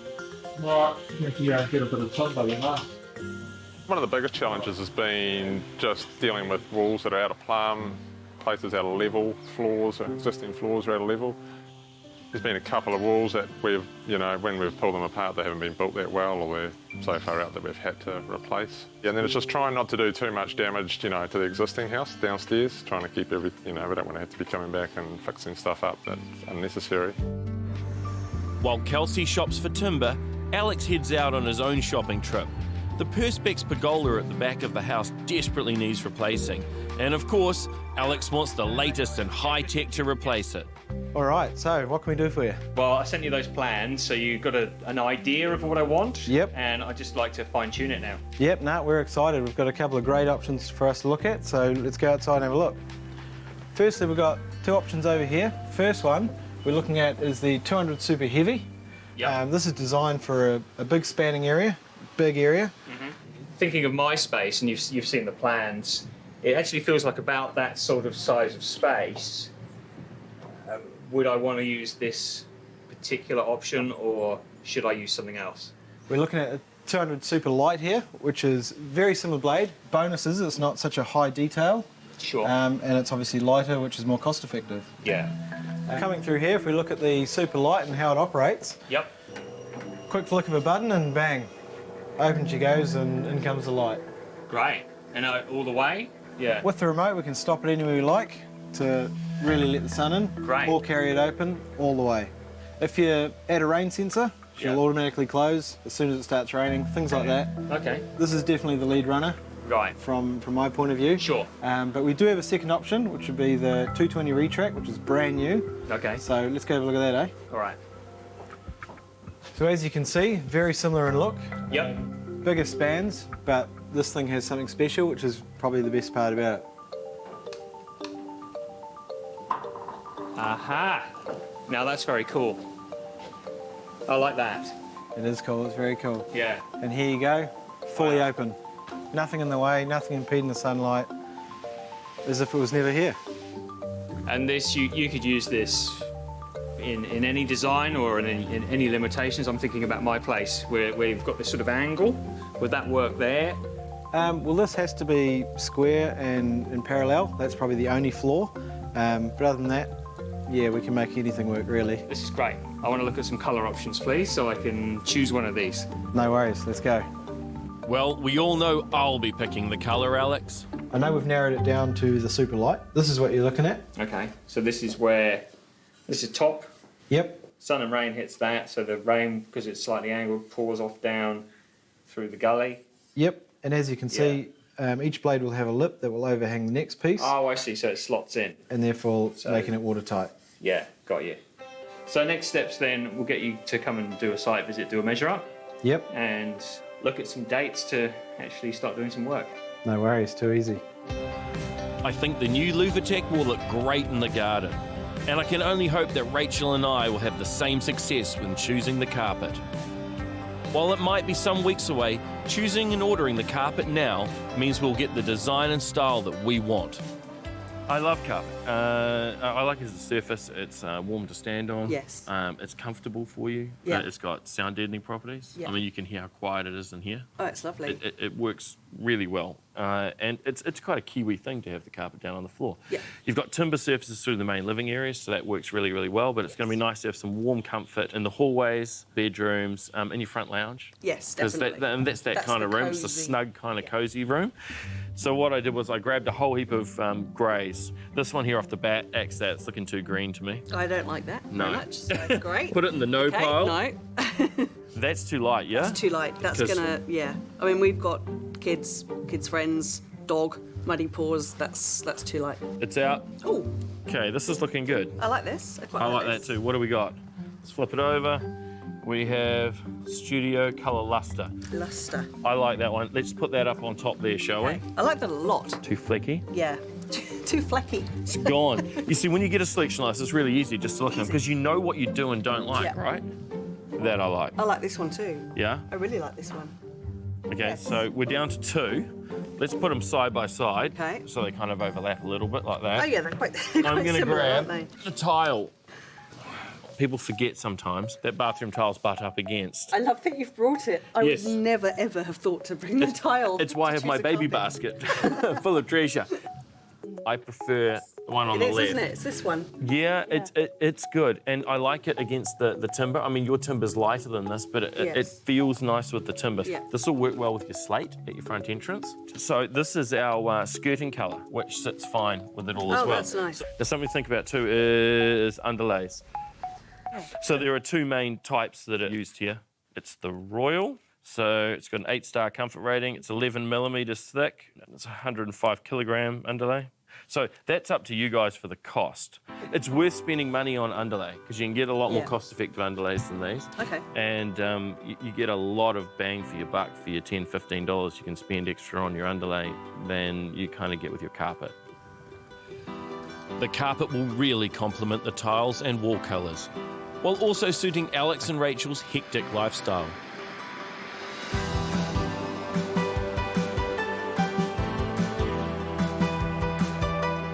With so many design features now organised for the renovation, it means the supplies will be delivered on time, and quantity surveyor James White comes out to the site for an update. He is keeping a strict eye on the budget and payments, so he needs to know straight away about any changes or delays. And overnight, Alex has had an update about the steel beams. Oh, so this is all changed up here Oh, it's quite huge when you think about it. Yeah. in terms of progress and program. Oh. How are they tracking? There's been an issue with the steel because that's all going to need to go in here for the supporting the new structure. That's right. Where the guy actually had a heart attack. So you know, he's okay. Yeah. But that's obviously pushed us back because he's not doing that.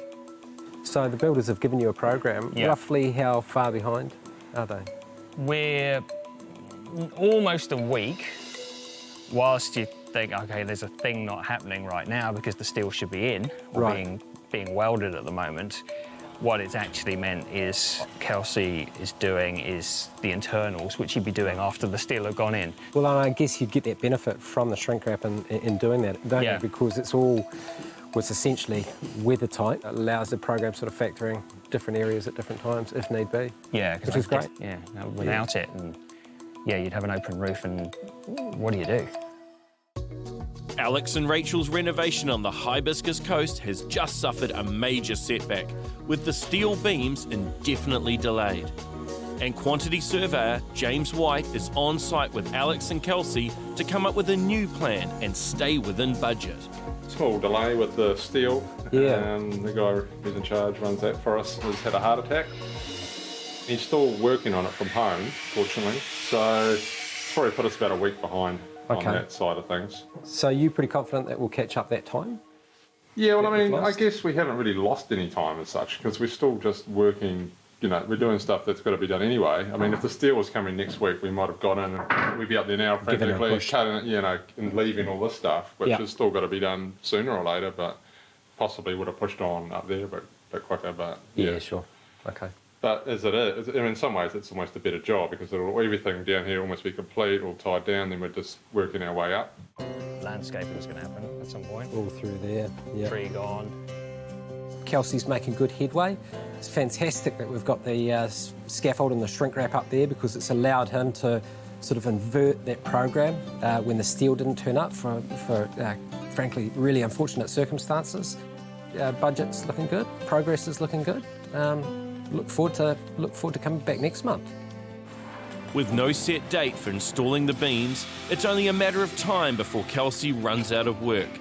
But for now, he can prepare the ground floor for their installation. There's about 5 or 6 total coming through, so there's a few different areas that exactly the same thing. We're going to have to take the jib off. And it's better to do it from the inside than the outside? Yep, most of them are on the inside. Down this end, we've got where the other end of this portal frame comes down, we will probably come from the outside, just so it's less disruption for you guys living here. In the newer part of the house, we're hoping, we're not sure on that wall yet, that they are 90, by 45 framing. But I know where we are now, over by the stairwell, it's all 75. Because that's all old. Yeah, we're just hearing back whether we can probably end up putting a couple more studs in. Yep. And that'll be okay. We won't have to rebuild your whole entire house at this stage. That'd be nice. That's the plan. Overall, this old plumbing I'm on top of the kitchen right now, and from what Kelsey was just explaining, this is the corner that we were looking at in the kitchen where we're going to take off the jib. And inside that wall is where the steel beam is going to go all the way down through to the foundations, which are under the house, which is what they dug a couple of weeks ago. And that's going to hold up, along with another 5 or 6 of them around the house, it's going to hold up this big fat steel frame, which is going to be the main supporting structure for everything that's going to get built on top of it. The plumber and electrician still need to clean up the cables and pipes upstairs. But without the steel beams, the ceiling is unsupported and beginning to give way. So Kelsey needs to urgently install wooden supports downstairs, and Alex should be on site to assist. But this weekend is the Rotorua Marathon, and he's already left Auckland. Tomorrow I'm doing the marathon, and upon reflection, probably should be actually on site at the 100-day renovation. Actually, to be fair, I'm kind of happy about that, because I could do with a day where I'm not covered in dust, and I'm doing the race. So rather than renovating, I'm running 42 Ks tomorrow, which hopefully means this isn't my last ever video that I make. And the distraction of a renovation seems to pay off for Alex, who completes the marathon in a personal best time. 4 hours 17. Can barely talk. Did it. You're renovating, there's all this stuff to do, and all of a sudden it hits you. This is very full on. Plus, I've got to go to work to pay for renovating. And I think it actually did me good to get away and just clear my head for a bit, really. But it's not long before he's back on site, demolishing the ensuite so Kelsey can replace the old and weak bathroom studs. Now that the run is over, and I'm not training 5 days a week, I can be a bit more useful for Rach and the kids, because at the moment Rachel's basically, single parent looking after the kids whilst I've been training and renovating. And hopefully I can spend a bit more time on them. With only 100 days and a limited budget, it's important that Alex now focuses on the renovation, and that means getting his hands dirty. Hard hat on, it's time for a bit of action. Alex and I are going to get stuck into a few little projects, and we're going to attempt to take down this pergola. We've got a limited amount of time to do it, and I think there's a lot of work. But yeah, we'll have a crack.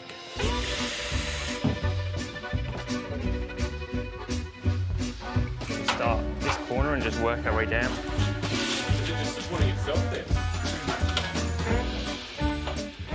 At least they're not short shorts. Knock these off.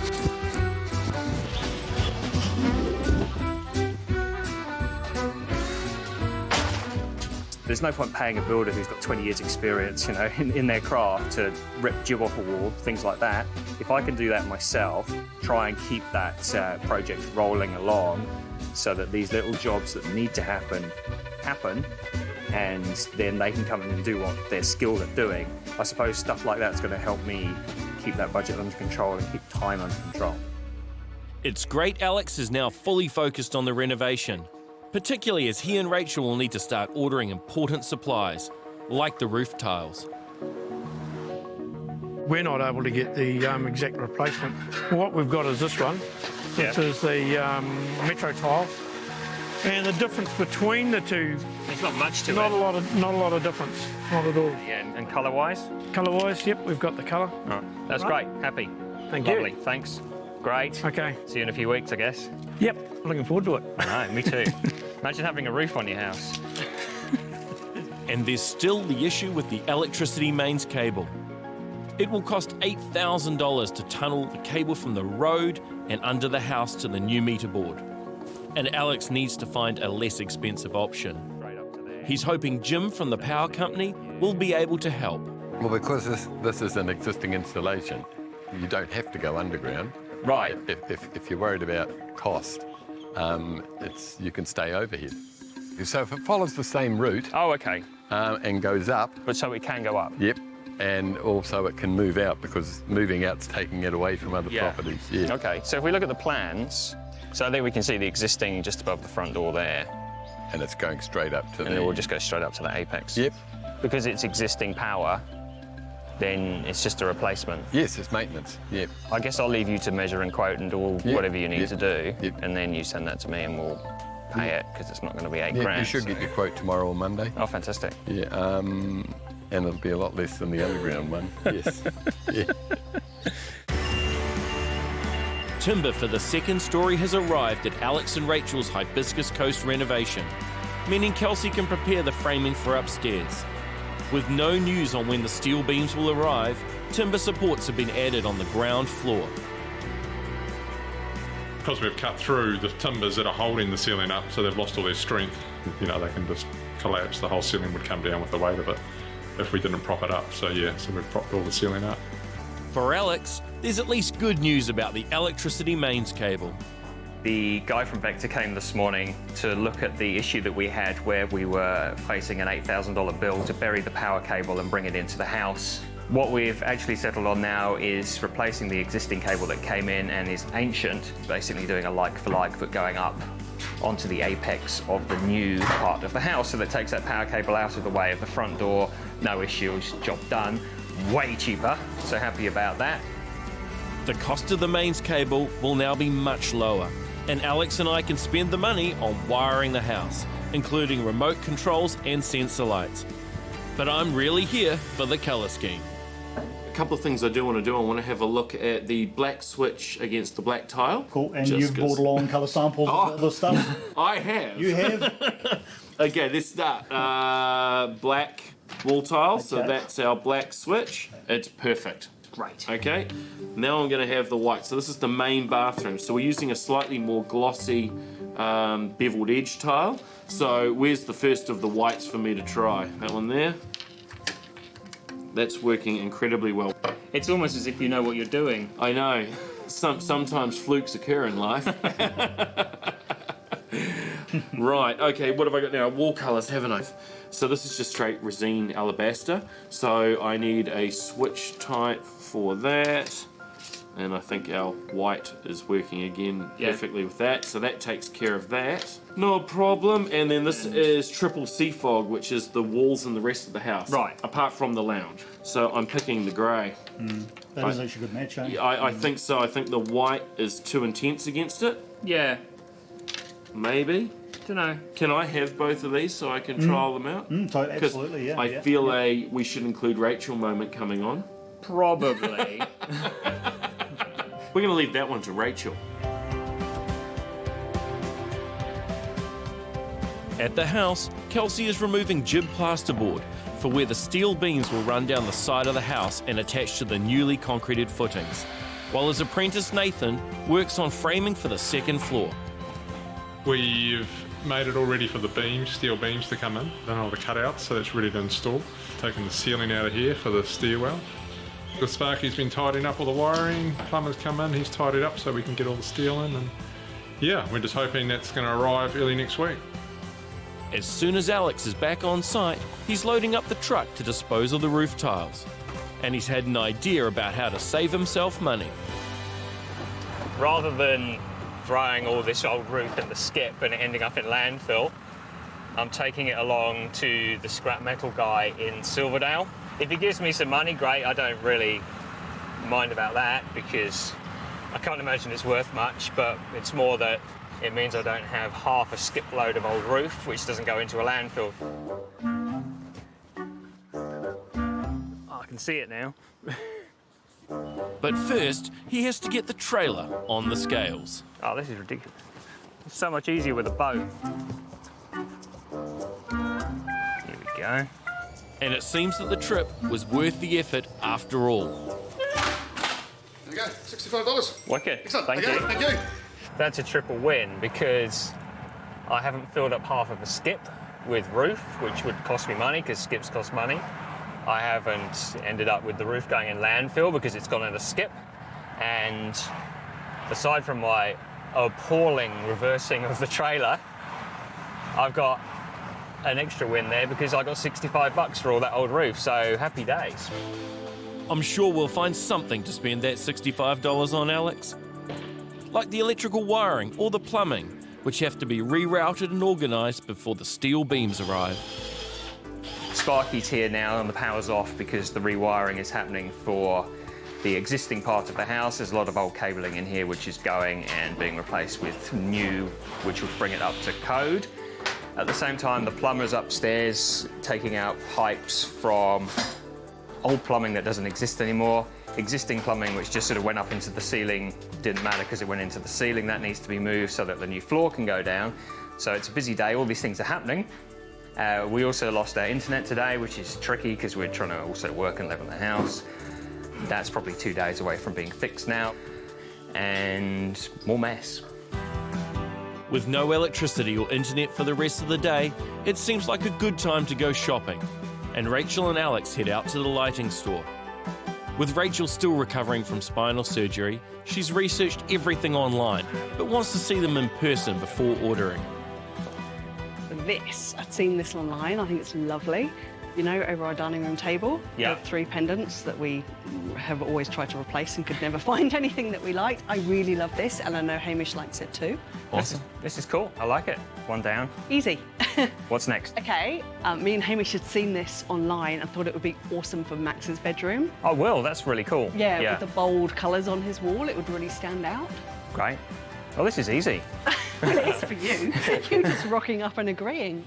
We've got some bedside lamps that we've seen, and now these are very cool. Which one? Well, all of them? All of them. No. 3 beds, 3 lamps. So they're one stage on and off, which means you don't have to fiddle for the cord when you're wanting to turn them on. So it's really good when, just lean over and touch them to turn them on. For Macy's room. Oh, that's really nice. Mint. Yeah. No excuse for the kids not to do their homework. They've got the lights set up. I see what you've done there. Yeah, see? Yeah. Clever. All right. We've seen these downlights online. Okay, cool, downlights. That way. So that'll be this one here. Yes, that's right. We also had directional downlights on the list. So they are the gyro 8 watts. Cool feature about these guys is they have a 360-degree tilt. So that basically allows you to tilt it any which way. So these are going to be the reading lights above our bed, so we can actually read in bed with a really good clear light. See, Alex is getting older, so he does need he needs a really good reading light. Rude. And while I wanted a more modern light for the front door, Rachel's heart is set on a more traditional look. No, that's perfect for the look of the house and the entranceway. That's what we need. Exactly, definitely. right? Yeah. And Alex has his own ideas about the outdoor areas and bathrooms. This is one of my pet things that I really like, and it's LED lighting, which will actually be under the vanities. These guys around here are actually very flexible, so you can cut them to length. So it can either be hardwired or plugged straight into your wall. And if you do end up seeing those LEDs and want to dim them down a little bit, you can recess them into a channel, which will basically just provide a diffuse light. Researching online is just part and parcel of what everyone does now, and with Rachel not being as mobile sometimes, she's really taken this, taken full advantage of it, basically. So you can go online, you can see what the range is, you can take all of the legwork out of it, because then it's, okay, that's what I want to look at. Right, so it might be one day on the road, we can go to 3 places. Even a dinosaur like myself from time to time manages to go online and find something, and yeah, it cuts down on the legwork, which, you know, is good. Plus it's fun. Who doesn't like sitting there scrolling through light fittings and couches and carpets and paints? It's very exciting. Work on Alex and Rachel's Hibiscus Coast renovation has begun to slow down. With no date still set for the arrival of the steel beams that will support the second story, and work may have to halt on the house. Well, it'd be good to be on up there now, powering on with that. We're sort of starting to get a little bit of a, you know, it'd be quite good to have that here. There's a little bit to sort of do under the house, but not too worried about that at this stage. But we'll go down there if we have to. We'll start cutting all the frame for upstairs, so that'll be underway. So once the steel's in, then we're just, you know, we've already cut all that. For the family, living in a demolition site is starting to hit home. So the house is a genuine building site at the moment, but of course we're still living here, so we still have to carry on with day-to-day life. I'm just icing a cake for the kids' afternoon tea, and it's not the easiest with pillars blocking half the kitchen cupboards, but you know, that's life. Watch your step. But with Rachel's ongoing back issues, moving around the renovation is becoming difficult. This is our, well, it was a quite nice cosy lounge. It's now less inviting, and so we've got a lot of these supporting pillars here, which I imagine are to stop the ceiling caving in. Squeeze through here, past the building site, and into where Max sleeps, which, just watch your step again, looks like this now. But he's a good boy and he hasn't complained once. In fact, he's probably a typical 13-year-old in that he's barely noticed anything's changed. And our bathroom, which, if there's not insulation falling through the ceiling, this is how our bath is. Thank goodness that we are shower people. We actually rarely have baths, we have showers. But it's okay, I'm surprisingly still laughing, and I'm okay with it for now. I was under the impression that there would be minimal disruption to the original part of the house and most of the work would be upstairs. But here we are, and basically there's no walls left. As part of the structure to support the upstairs new addition, this is the wooden version of that supporting structure, which goes down and is bolted through to the new foundations underneath, and that's all part of that engineering which is going to hold up the new addition which is going on top of the house. With the renovation at a critical point, it's a good time for Alex to visit James White to discuss the first set of invoices he's just received. Builder's invoice. Yeah. We probably need a little bit more detail behind this, because I've noticed a couple of things that are different to what was presented originally.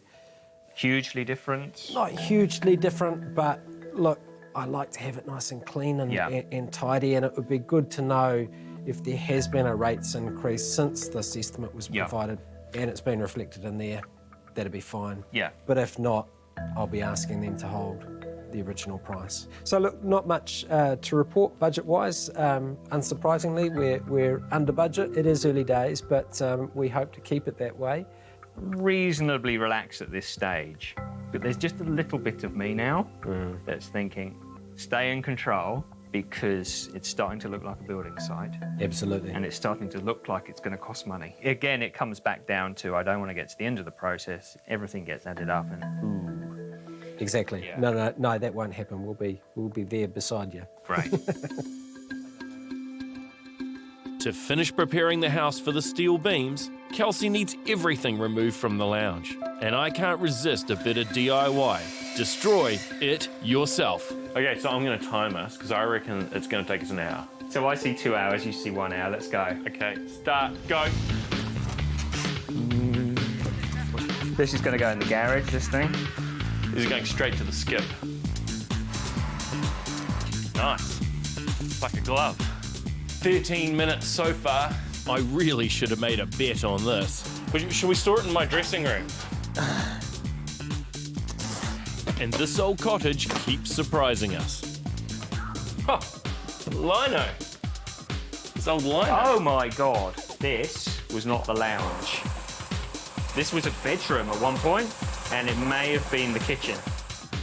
So when you're pulling up carpet, an easy tip is metre wide roughly strips, easier to get out through doors. Roll it up, store it somewhere dry. A simple reason, if you put it somewhere wet, it's just gonna fill up with water. I'm gonna check my timer. 31 minutes. We're going great.